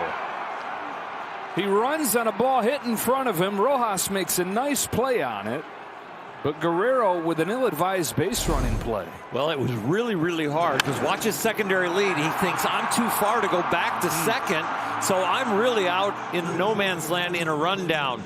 If he freezes on the ground ball or immediately goes back to second, which is an advanced base running move, he would have done it right. But where he was with the secondary lead, he was too aggressive and got caught in the wrong place. So that's the first out of the inning. To first base goes Sanchez, but the tying run no longer in scoring position. Okamoto swings and misses. With no out right there, Guerrero needs to take a less aggressive secondary lead so that he can get back to second when the ball's hit in front of him. But he was very aggressive with a secondary lead, wanting to score, and it got him in the wrong place. In a vacuum, not the worst play ever, but in the context of this season and everything that's gone wrong and the details for the Blue Jays, it's just stacking up. Yeah, these 3 games, we have not seen them play one clean game. Okamoto takes ball 2. Another error today that led directly to the Dodgers' first run. Top 5 in errors this season. Missed opportunity on the bases. Missed opportunities at the plate with that bases loaded, nobody out last night, couldn't score. 2-1. Way up there. Left side foul ground. Max Muncy near the Blue Jays dugout. He's got it. 2 away. Ohtani's an out away from getting through 6 innings. That is the 6th pop-up he's gotten today. They are trying to hit the ball in the air. A lot of ground balls and a lot of pop-ups, but not a lot of hard contact on a line. That's 5 of the last 9 outs have been pop-ups. It's up to Ernie Clement, 2 gone, runner at first in a 2-1 game. Fouls off his first pitch. This has been a chore for Ohtani today, but he has found the results through battling through his command, battling through this Toronto lineup. It's been a lot of work for him, trying to finish it off. And again, the 1 run unearned.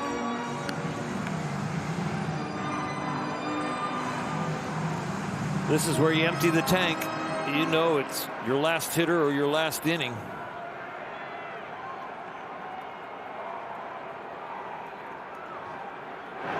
Did he go? No swing, was able to lay off. I won't be surprised if this is a fastball, if it's close to 100 miles an hour, if he's emptying the tank.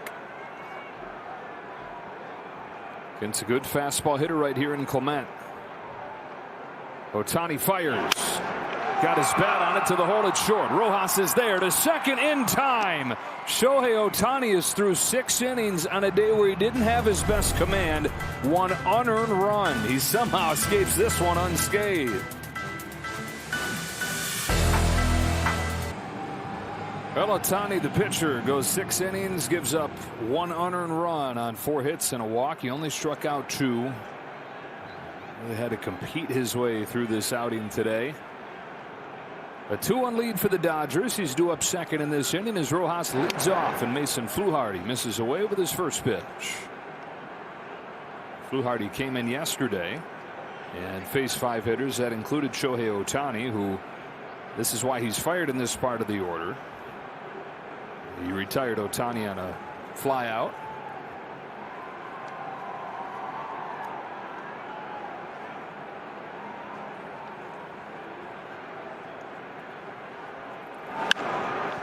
Pop up down the line, fading towards the seats. Out of play, 1-1. And Miguel Rojas, a game-tying home run in the 9th inning last year. There have been 2 home runs in the 9th inning of Game 7 of the World Series to either tie or put a team ahead. Both totally unlikely sources. Rojas and the other one is Bill Mazeroski with his walk-off in 1960. You think about Mazeroski, you think about that home run. And so, without doing more of a deep dive into it, it's like, yeah, big slugger Mazeroski. No, both those guys light hitting second baseman. Rojas was the 9 hitter, of course. Mazeroski that day was hitting 8th. Not just light hitting, but uncanny when you look at how close their career numbers are. The guys that share that 9th inning World Series glory. Mazeroski career average 260. Rojas career average 260. Mazeroski career slugging 367. Rojas career slugging 363. Count goes full on Rojas. Mazeroski in the Hall of Fame because he's an 8-time Gold Glover mostly, and then that home run. But he was a well below average hitter throughout his career. Remembered in the same way Rojas will be for the biggest swing in the biggest moment.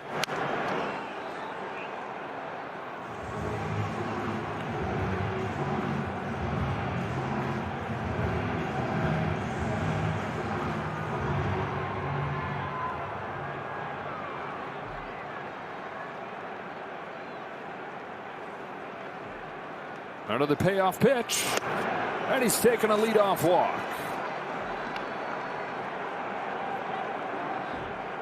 This generation of Dodgers, they're going to have a lot of guys to remember with great home runs. You know, my generation, you just think of Gibby. But you got Freddie's home run, you got Max's home run, you got Will's home run, you got Miggy's home run. You got Freddie's other home run. They get a lot of bobbleheads. Yeah, a lot of good material for the promo department. Bouncing ball towards the middle. Jimenez has only 1 play. It's at first base. Into scoring position goes Rojas.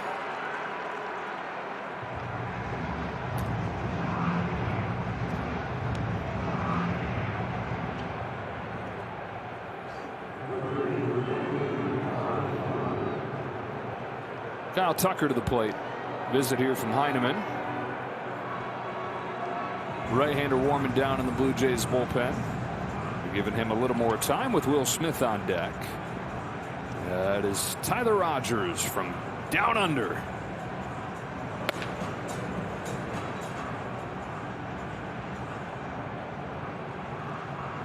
By the way, just another bit of evidence how much Ohtani had to work today. It's the first time in his career that he's gone 6+ innings with 2 or fewer strikeouts. And normally he's got the stuff that is just going to overpower you. Didn't necessarily have that combined with location today. Still, though, no earned runs over those 6 innings. Just the 2 Ks. Kyle Tucker takes upstairs. Ball 1 from Fluharty.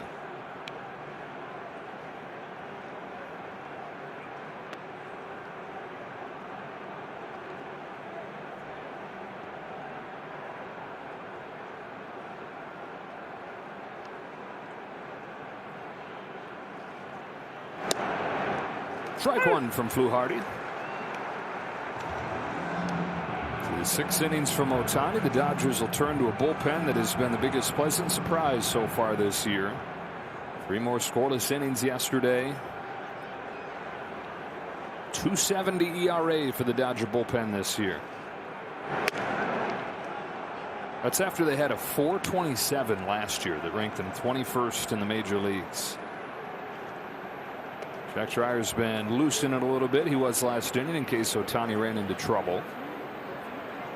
Jays have 2 left-handed hitters due up in the 7th, but a big right-handed bench. Ball 3. I like what Jack was doing down there. He knows he's loose, but his glove and his hat are just sitting on the rubber. That is a good way to make sure that you don't overthrow and over warm up down there. Because you can just throw out of adrenaline and nerves.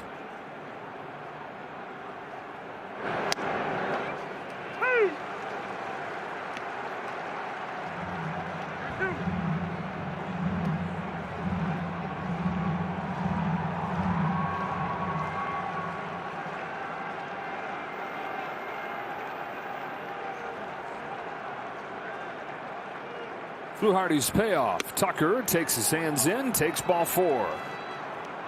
Second walk of the inning. First and second with 1 away. And here comes John Schneider. He's going to go to Tyler Rogers for Will Smith. Chance for the Dodgers to tack on here as they look for the sweep and look for the perfect road trip.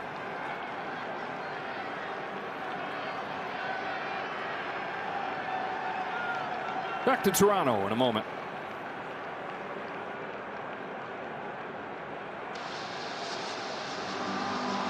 Back to late September of last year have won 17 of their last 18 road games and have the lead here, trying to finish off a perfect trip. Talking about this earlier, the lone loss in that span was Game 1 of the World Series. They have not lost here since or anywhere else away from Dodger Stadium. First and second, 1 away. They lead 2-1. Will Smith's the hitter. Tyler Rogers comes on to face him. Will is 6 for 16 against Rogers in his career with a walk-off home run back in that heated 2021 race. Dodgers-Giants. Fouls off Rogers' first pitch. Nobody in baseball throws from this low an arm angle. Gets down there with the spine angle and then also the low release point.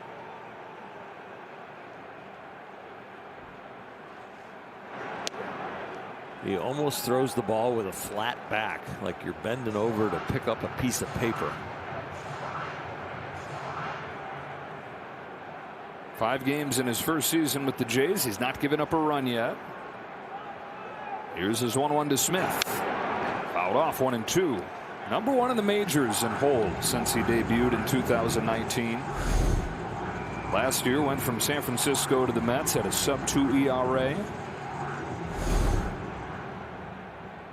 Former 10th round draft pick out of Austin Peay. Delivers 1-2. Smith slaps it into center field. That's a base hit.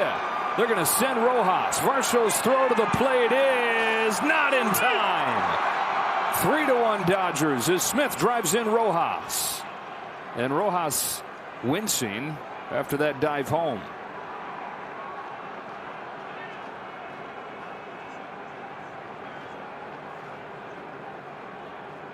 Might have got Heineman's foot or something when he slid.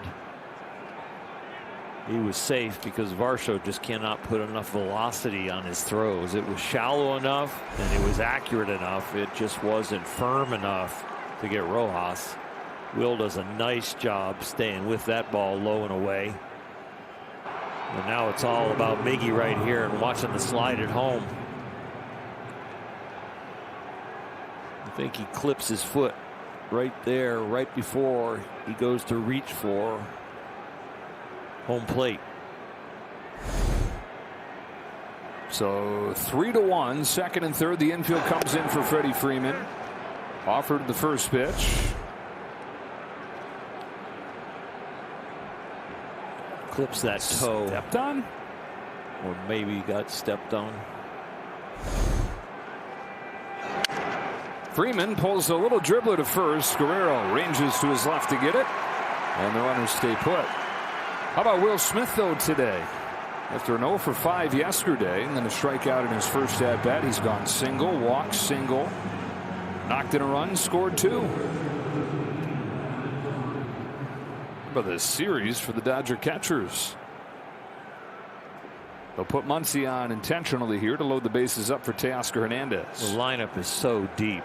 You don't know what part of it's going to get you in a day. And if it's the whole lineup, they're going to put up 14 runs, 17 hits like in game 1. Rojas talking about, looks like his left hand there. The good thing is that's the glove hand for a shortstop. The Dodgers, the offensive explosion the first 4 games of this road trip. Over 10 runs per game. Yesterday they had just 4. Today they have just 3, where pitching has turned into more of the story. Yamamoto yesterday, Ohtani today. And for the second time in as many innings, Hernandez with the bases loaded. Had a sacrifice fly last inning. Gave the Dodgers the lead.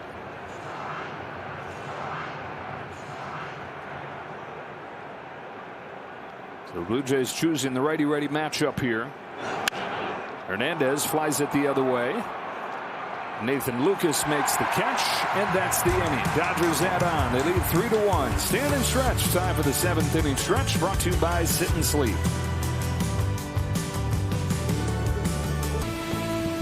Dodgers have come back to take a 3-1 lead to the bottom of the 7th inning. The bullpen will take over here. And the call to the bullpen is brought to you by Jacoby and Myers. It's the lefty Jack Dreyer and the Dodger bullpen, which has showed big-time improvements over the first couple weeks of this season. Dreyer's been a big part of that. He's pitched in 4 games, given up just 1 hit. This is the first batter that he faced in his first appearance this year. Buzzes Davis Schneider, who's pinch hitting for Nathan Lucas. A lot of hitters wait to take their time out for when they have 2 strikes. Schneider, after this one up by the coconut, decides to take his time out now. Gather himself. Never ceases to impress me when a big league hitter gets back in there after that. And fires off a swing. There seems to be 2 reactions to that, either automatic take on the next pitch or an automatic swing. It's like you got to vault yourself over thinking about what just happened. On a 1-1 from Dreyer, watches this one break into the zone. Strike 2. He's going to challenge, thinking that it's high. Previous pitch is a strike. The batter has. Might be a little bit high. Schneider was right. The ball. Toronto retains 2 challenges. 1-1 counts. Always going to be a good time to pull that challenge. The knockdown pitch didn't hurt his sights. 2-1 from Dreyer. High fly ball on the left field line. Teoscar Hernandez is over there and eventually comes down foul. 2-2. Talking about a 400-point difference in OPS, whether it goes 1-2 or 2-1. So he flipped that in his favor by pulling the trigger on that challenge. You talk about wanting to save your challenges for high leverage spots. If it is bases empty, a 1-1 count's a pretty good time to do it.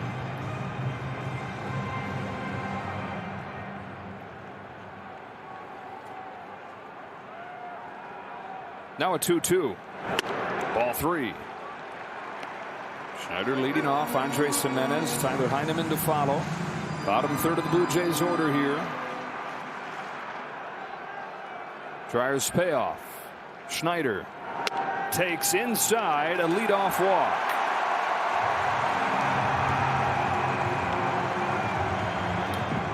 A walk with some attitude.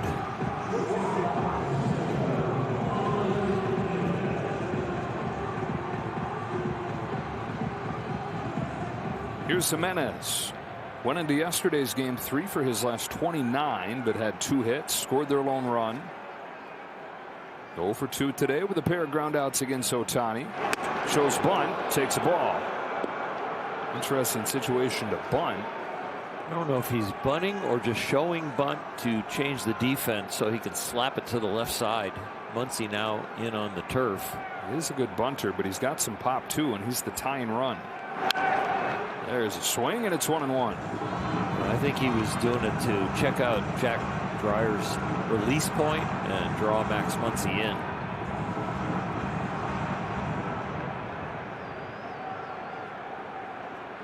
Jimenez, who's got a couple 15 home run seasons in his career. On this 1-1 pitch, takes it high, ball 2.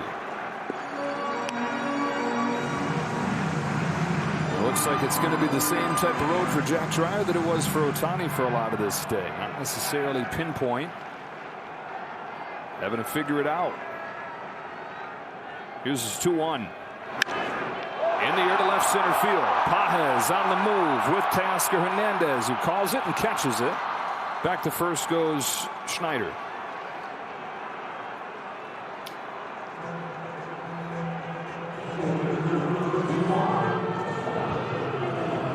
Now the 9-hitter Heineman.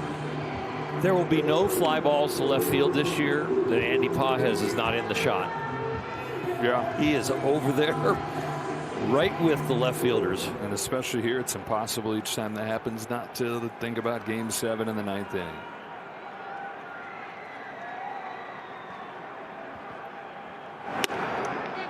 Ball 1 again.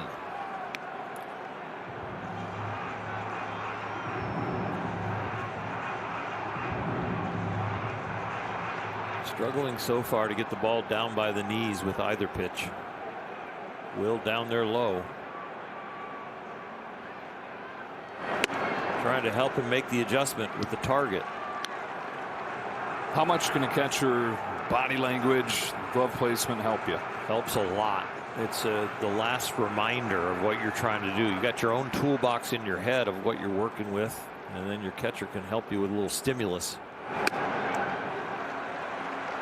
It's 3-0. Dodgers have a right-hander warming. If I walk him here, I want to walk him with the ball being too low to show that I made an adjustment. The righty, by the way, is Treinen.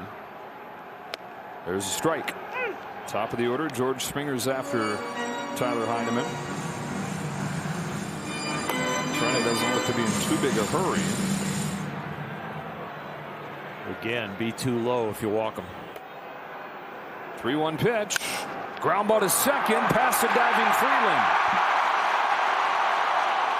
Jays have the tying run aboard, and the go-ahead run coming up in the form of George Springer. Good job throwing a strike. He just hit it too hard in a place where we're not playing defense. Just out of the reach. We've seen this ball caught, but that last little hop off the edge of the turf bounces it over the glove of Alex Freeland. He's had a couple tough hops today. Watch this ball launch over his glove. Yep.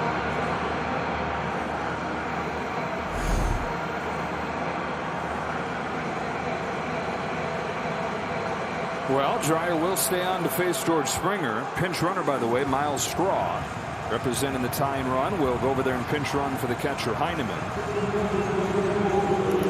So they leave Dreyer on with the left-handed batting Varsho next. After that, it's Vlad Jr., and that's where Treinen would be called upon. See if Dreyer can figure it out and ensure that this inning doesn't get to Vlad Jr. Springer's 1 for 3 today. Tying run at first here in the 7th. Dreyer to Springer. Driven the other way. Tucker's going back onto the track. It's off the top of the wall. Runners had to wait to make sure, so just one scores.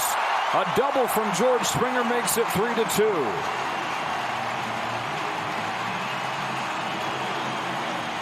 All day, Springer's been trying to put the team on his back. He's been swinging at a lot of different pitches, no matter where they are. This one, he gets one waist high, outer half, and he hits it to the proper place and hits it firmly.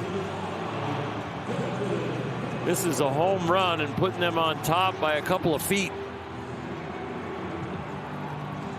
Boy, and the Jays have been searching for that big hit. And they feel like they got kind of the big hit right there, but that close to changing the game falls a little short of the home run, so they need another. Lefty, it's Varsho. Corners are pulled in for the Dodgers. Middle infielders play back. Varsho's 0 for 2. Walked and scored their first run. Shaw at third. Springer at second. 0-1 pitch. 1 ball, 1 strike. On deck is Guerrero. Treinen would be called on for him.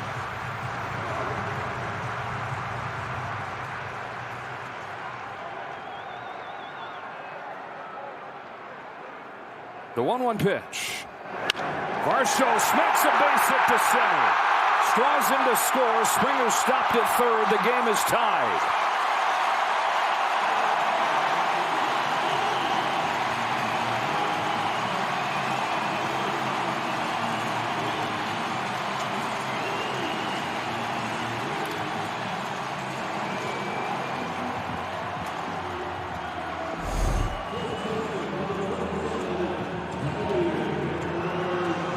Fastball near the middle of the plate, hit really hard. If the Dodgers get out of this with a tie, it's because of Andy Pajez's arm compared to Varsho's arm in center, where the Dodgers have scored on their center fielder's arm.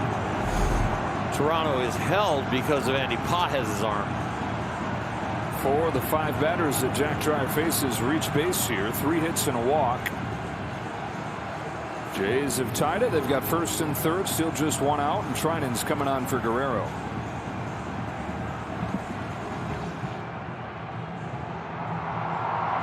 Seventh inning, have tied it up at 3. Opposite field double from George Springer. It was that close to being a go-ahead home run. And then Dalton Varsho, left-hander against left-hander, ties it up. So Dreyer comes out. And Blake Treinen goes in to face Vlad Jr. 1-2-3 inning yesterday to get a hold. It was in the 8th. Springer's at third. Varsho's at first. Guerrero's at the plate.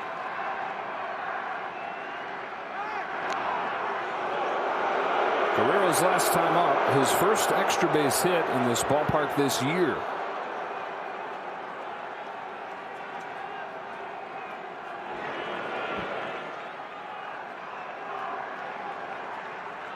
Here we go. Treinen deals. Ball 1. He's thrown that pitch the most this year. That's the sweeper. Almost 60% of the time he's thrown that pitch. This is the first time this year he's inherited runners. His 1-0 pitch. Taken outside, ball 2.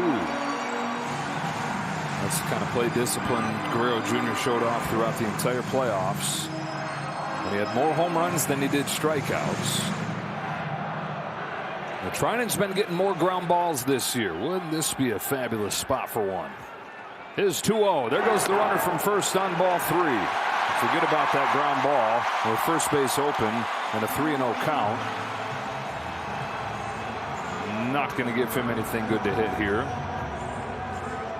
I would put him on. Possible strikeout on deck. And Jesus Sanchez set up the force out at home. You see his numbers against Treinen. Careful. Oh. All right. Ball 4. And they're loaded up.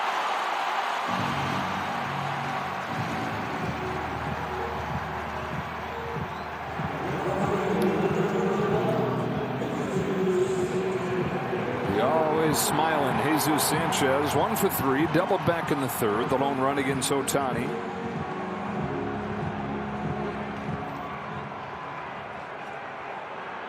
Three hits, 2 walks in this inning. Sanchez fouls it off. Sanchez has been out in front of everything. It doesn't matter if it's been fastball or breaking ball. He's rolling over everything. Dodgers might have to make the tough double play, which is from the right side to Miguel Rojas at shortstop if they get the ground ball to the right side. 3-6-3 or 4-6-3 they're looking for.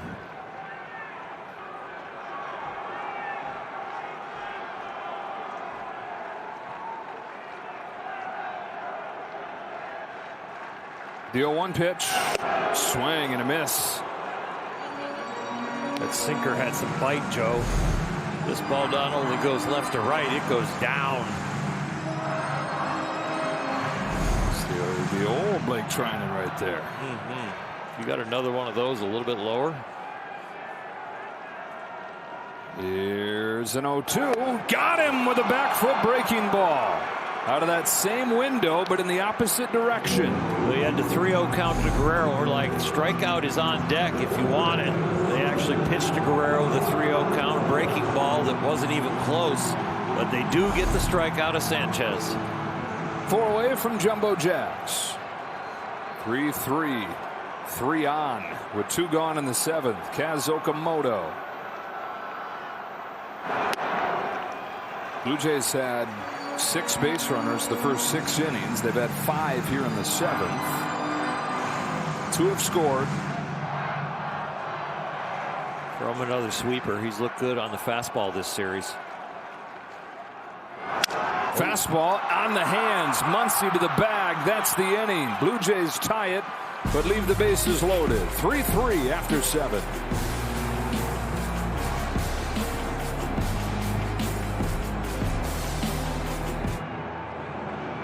Dodgers have announced that Davey Lopes has passed away at the age of 80. They were the best full-time second baseman in franchise history. Base stealer, Gold Glover, leader of those teams. He was named a team captain by Tommy Lasorda at one point as Andy Pages fouls off the first pitch of the 8th inning in a 3-3 ball game. Came up for good in 1973. It was the last piece of the longest-running infield. He had moved to second base. Tommy Lasorda's idea down in AAA to move from the outfield to second base to make that happen. He was there through 81. Spent 50 years in baseball as a player and then as a coach. Had some time as a manager. And 5 seasons as a Dodger base coach towards the end of his career. 418 stolen bases. Only Maury Wills had more than Davey Lopes in a Dodger uniform. 1 ball and 2 strikes on Pages. Significant contributor to the Dodger organization in the championship years, and a significant contributor to all of baseball. Probably one of the best base stealing coaches there ever has been. Dave Roberts was talking about that today. He had him in San Diego as a first base coach when he was a player. Davey helped a lot of guys in a lot of areas, but to walk around the bases and have him give you an expert rendition of everything you need to do at every base, and you walked with him, and everybody on the team would walk with him, and he would explain everything at every base, how to make the turns, how to make the leads, how to make the secondary leads, all the different things that happened around every base and leaving home plate. There's the longest running infield brought together again. Say and Russell and Davey and Garvey. 73 full-time for the first time through the end of the 81 championship before Davey went to the A's.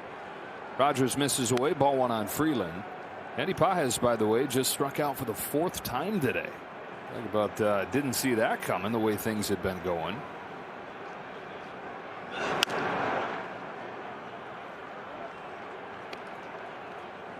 Some defensive changes after the pinch hitters, the pinch runners. Schneider's in left, Sanchez flips over to right, and Brandon Valenzuela replaces Tyler Heineman at catcher after Straw had pinch run for him. Going to have to be somebody else for the Dodgers today, with Pages carrying so much of the load the first couple weeks of this season.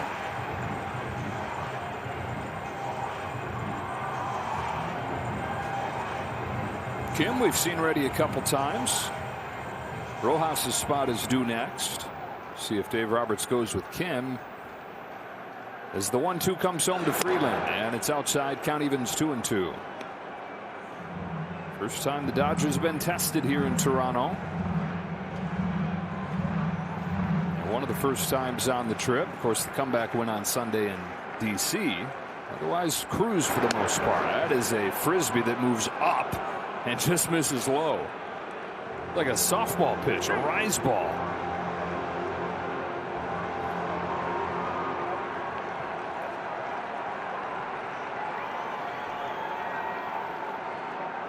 The payoff. Outside corner to get him. And Freeland hangs on to the challenge. So close. Does it nick the strike zone? Looks wide. Well, that's where losing a challenge on the very first pitch of the ball game, you said it, you kind of then become hesitant to be the guy that uses that last one. But it's the 8th inning now in a tie game. Go ahead. Rojas. Soft bounce at a second. Ernie Clement. And a 1-2-3 inning for Tyler Rogers.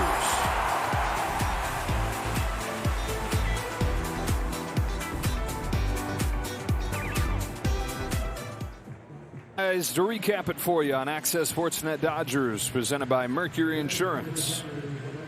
It's amazing when Jerry's not there, everybody's talking. But when Jerry's there, Jerry's the only one talking, and John and Nomar are listening. Where's the whiteboard? Who's got the whiteboard when Jerry's not there? Jerry takes it home. He doesn't want anybody else to use the prop. Takes it home. Taking my ball home with me. Yep. Ben Casparius has the ball for the bottom of the 8th in a 3-3 game.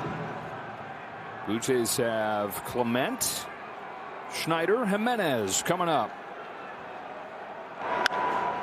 First pitch, fly ball, center field, Andy Pages. Good way for Casparius to start as he tries to get back on track. First 2 outings of the year didn't give up a run, but then allowed the home run in D.C. on Saturday.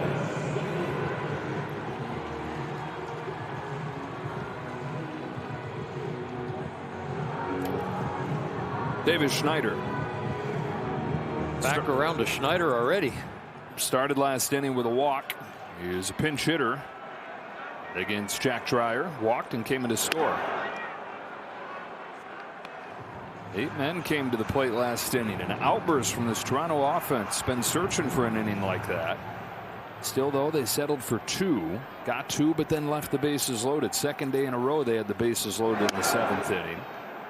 And couldn't do more with it.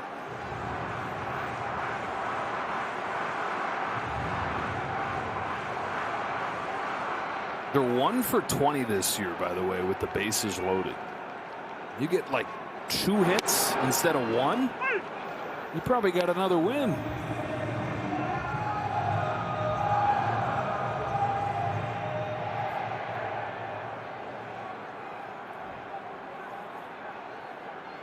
Casparius fires 2-1 and misses high, ball 3.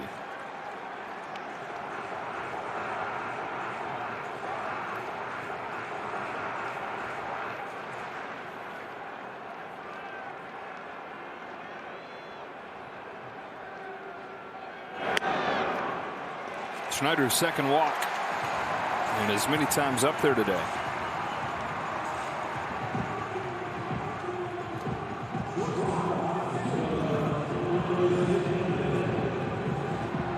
Jimenez is 0 for 3.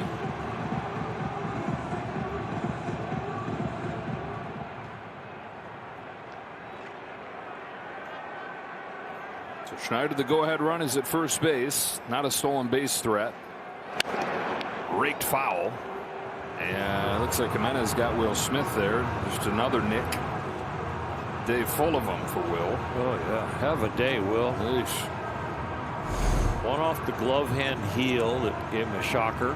2 off the mask, and now this backswing. Oh, yeah, to the glove hand thumb.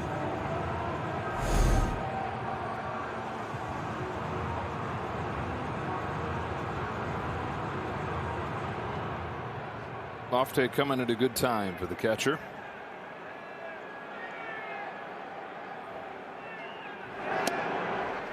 Curve drops in there, strike 2. Nasty one. Challenge coming from the Jimenez. The batter has challenged.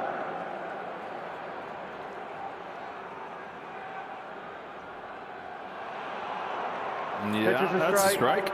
Toronto has 1 challenge remaining. Shows you how good that curveball was. It dropped off the table, and he thought it went farther. Landed perfect. Still 1 challenge left for the Blue Jays. Both sides with 1 challenge. Here in the last of the 8th. No balls and 2 strikes. Here it comes. Doubles up on it. Bouncing ball into center. Base hit. Schneider goes to third. Go ahead run 90 feet away.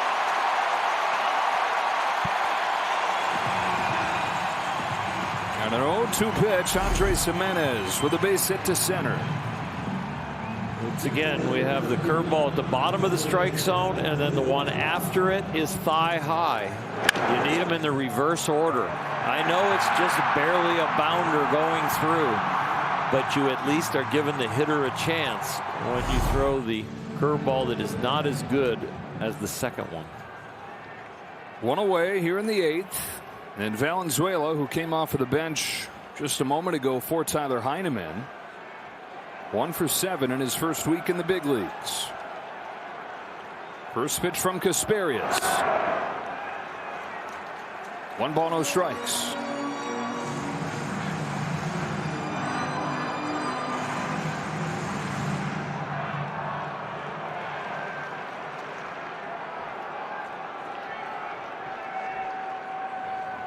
There goes Jimenez, swing and a miss. Throw down is off the glove of Rojas. Schneider comes in to score. Blue Jays take the lead. Rojas squeezes that. Schneider's not going anywhere. The ball gets by, and the Blue Jays have retaken the lead here in the 8th. Dodgers were pinched in at the corner. Double play depth up the middle. Will Smith with a strong throw to second base. Miguel Rojas gets leather on it, but not in the pocket. And so it gets away and the run scores. Dodgers have the top of the order coming up with Ohtani next inning. So Dave Roberts was going to let them have the run at third and get a double play up the middle.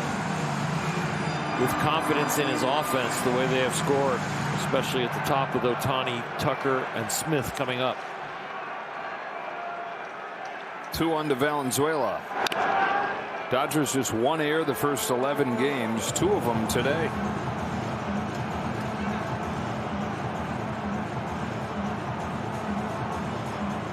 Jeff Hoffman, top of the order due up for LA.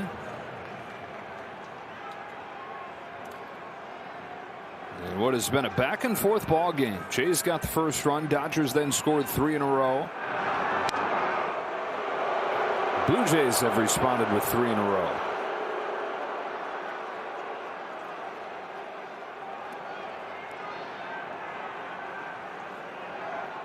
They gave that error to Will Smith. Jimenez dancing. Kasperius throwing. And a bouncing ball to second for Freeland. Waits for Freeman to get to the bag and throws him out. It's the correct place to give the error. It's just a tough error.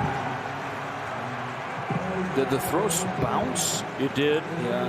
But the, Will wanted to get rid of it quick. They wanted to cut the runner down at second, and Miggy wanted a quick tag to hold the runner at third. And I think that's why you have the error, because Miggy is trying to do something in a way.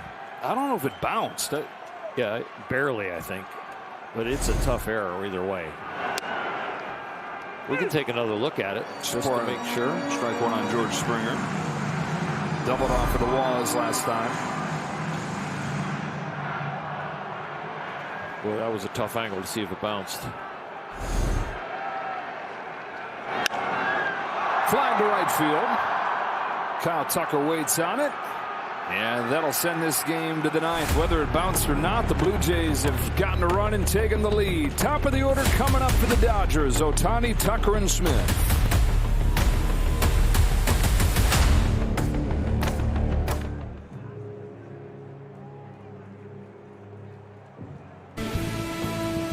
Jays with 3 straight to take a 4-3 lead as they try to avoid the sweep and snap a 6-game losing streak. Dodgers, though, have the big guys coming up in the 9th inning against Jeff Hoffman. And the Jays have already blown 5 saves, the most in baseball, over their first 11 games this year.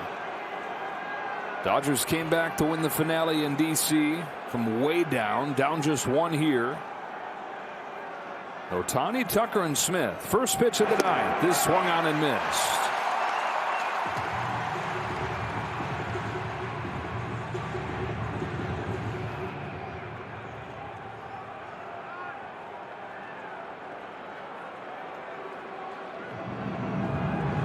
Ohtani 6 innings on the mound today, just the 1 unearned run. The Dodger bullpen that had been so reliable throughout this road trip and really all year, giving up the 3. On an 0-1. Shohei takes. Woo. Bullpen was so good. 1 earned run and 7 innings pitched in the first 2 games. But yeah, today, rough patch. 3 home runs on the trip for Ohtani. Tried to make it 4. Came up empty. Well, the Dodgers have been winning with home runs and hitting with runners in scoring position. 2 for 9 with runners in scoring position today. No extra base hits. Right there, strike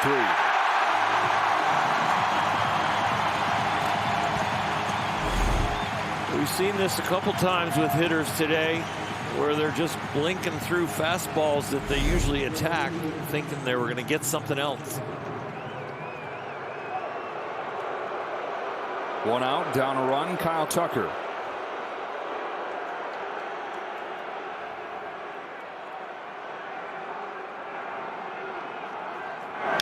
Strike 1. You know, extra personal, this outing for Jeff Hoffman. It'll take a lot for him to put behind him Game 7 of the World Series.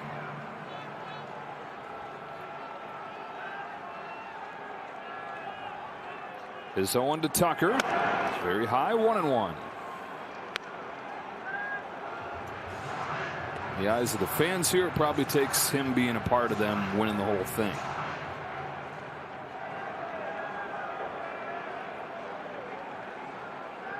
This is 1-1 pitch. Into right center field, a base hit from Tucker. He's on as the tying run. We know about his speed, his base stealing ability. This is the last game of this series. The World Series, it was the last game of that series. This should go into extra innings, shouldn't it? I guess. Just who do you least expect is going to come through? Tucker 3 for 3 in stolen bases as a Dodger. Will Smith. 2 hits, 2 runs scored, a run knocked in. He scored or driven in all 3. We can go ahead and try and win the game right here. Just a little earlier than Game 7. On the 1-0 from Hoffman, Smith takes high and in, ball 2. Fastball inner half or a hanging breaking ball over the middle will give him the best chance to put the Dodgers ahead.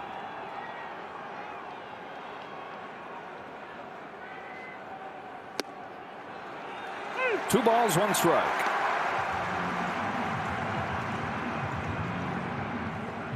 Still the 1 challenge left. Smith let that one go. Tucker at first base, 1 out in the 9th inning. The 2-1 from Hoffman. Smith takes downstairs, ball 3. Freddie Freeman is next. Action pitch right here. Will can cheat a little bit if he wants.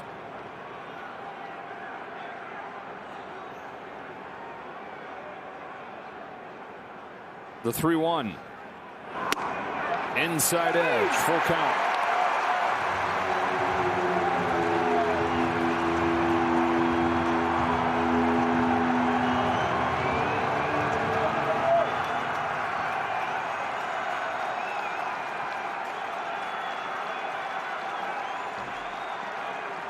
There goes Tucker.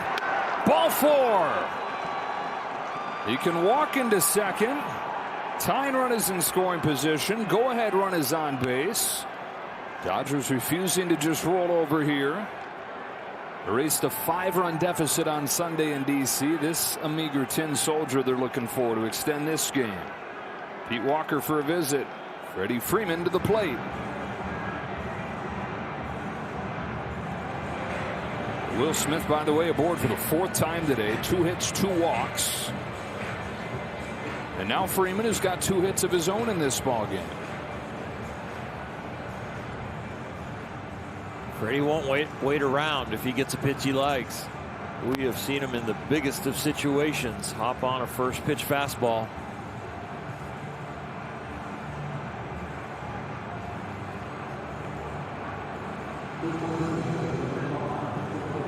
So many big swings through the years for Freddie Freeman.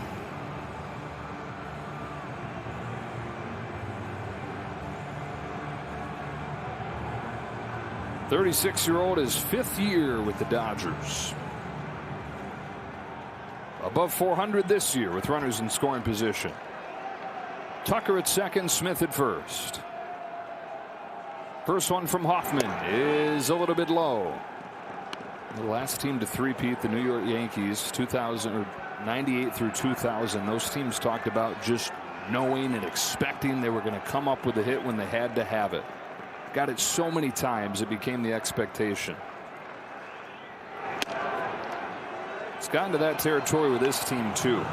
You sit there, no matter the deficit, no matter the odds, kind of just waiting on a win.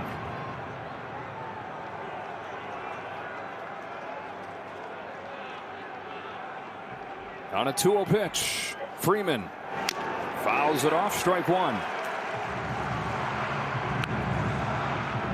Dodgers have 1 challenge left, and it is automatic challenge on anything borderline now. Just can't hesitate.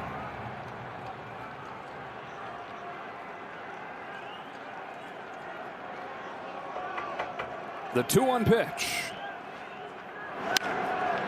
2-2.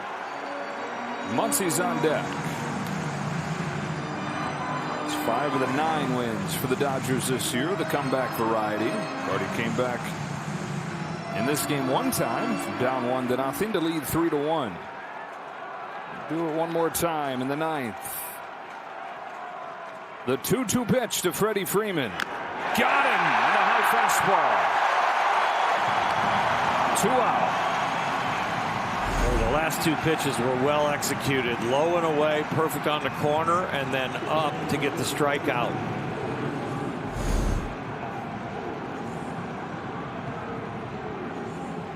Up to Muncy.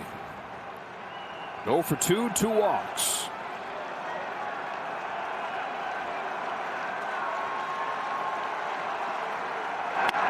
Ball 1.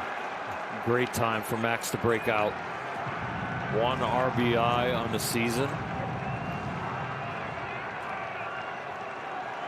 Looking for 1 here or a few. On a 1-0 pitch. He pops it back and out of play.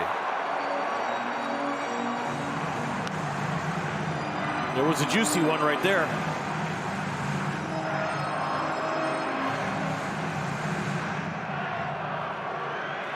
Tucker singled. Smith walked. Hoffman to Muncy. The 1-1 pitch. Tapper back to the mound. Hoffman's got it. Throws to first in time, and that's the ball game. And Vlad points to the sky as they snap this 6-game losing streak and keep the Dodgers 1 game shy of a perfect road trip. It should be a happy flight. It would have been a huge flight going home if it was perfect, but they played well on this road trip. It's a 5-1 trip. And a 9-3 start for the Dodgers as the Blue Jays salvage the final game of this series. 4-3 the final score for Orel Hershiser, Kirsten Watson, and the rest of our crew. Joe Davis saying so long from Canada. We're headed through customs and back to L.A. Homestand begins on Friday night against the Texas Rangers.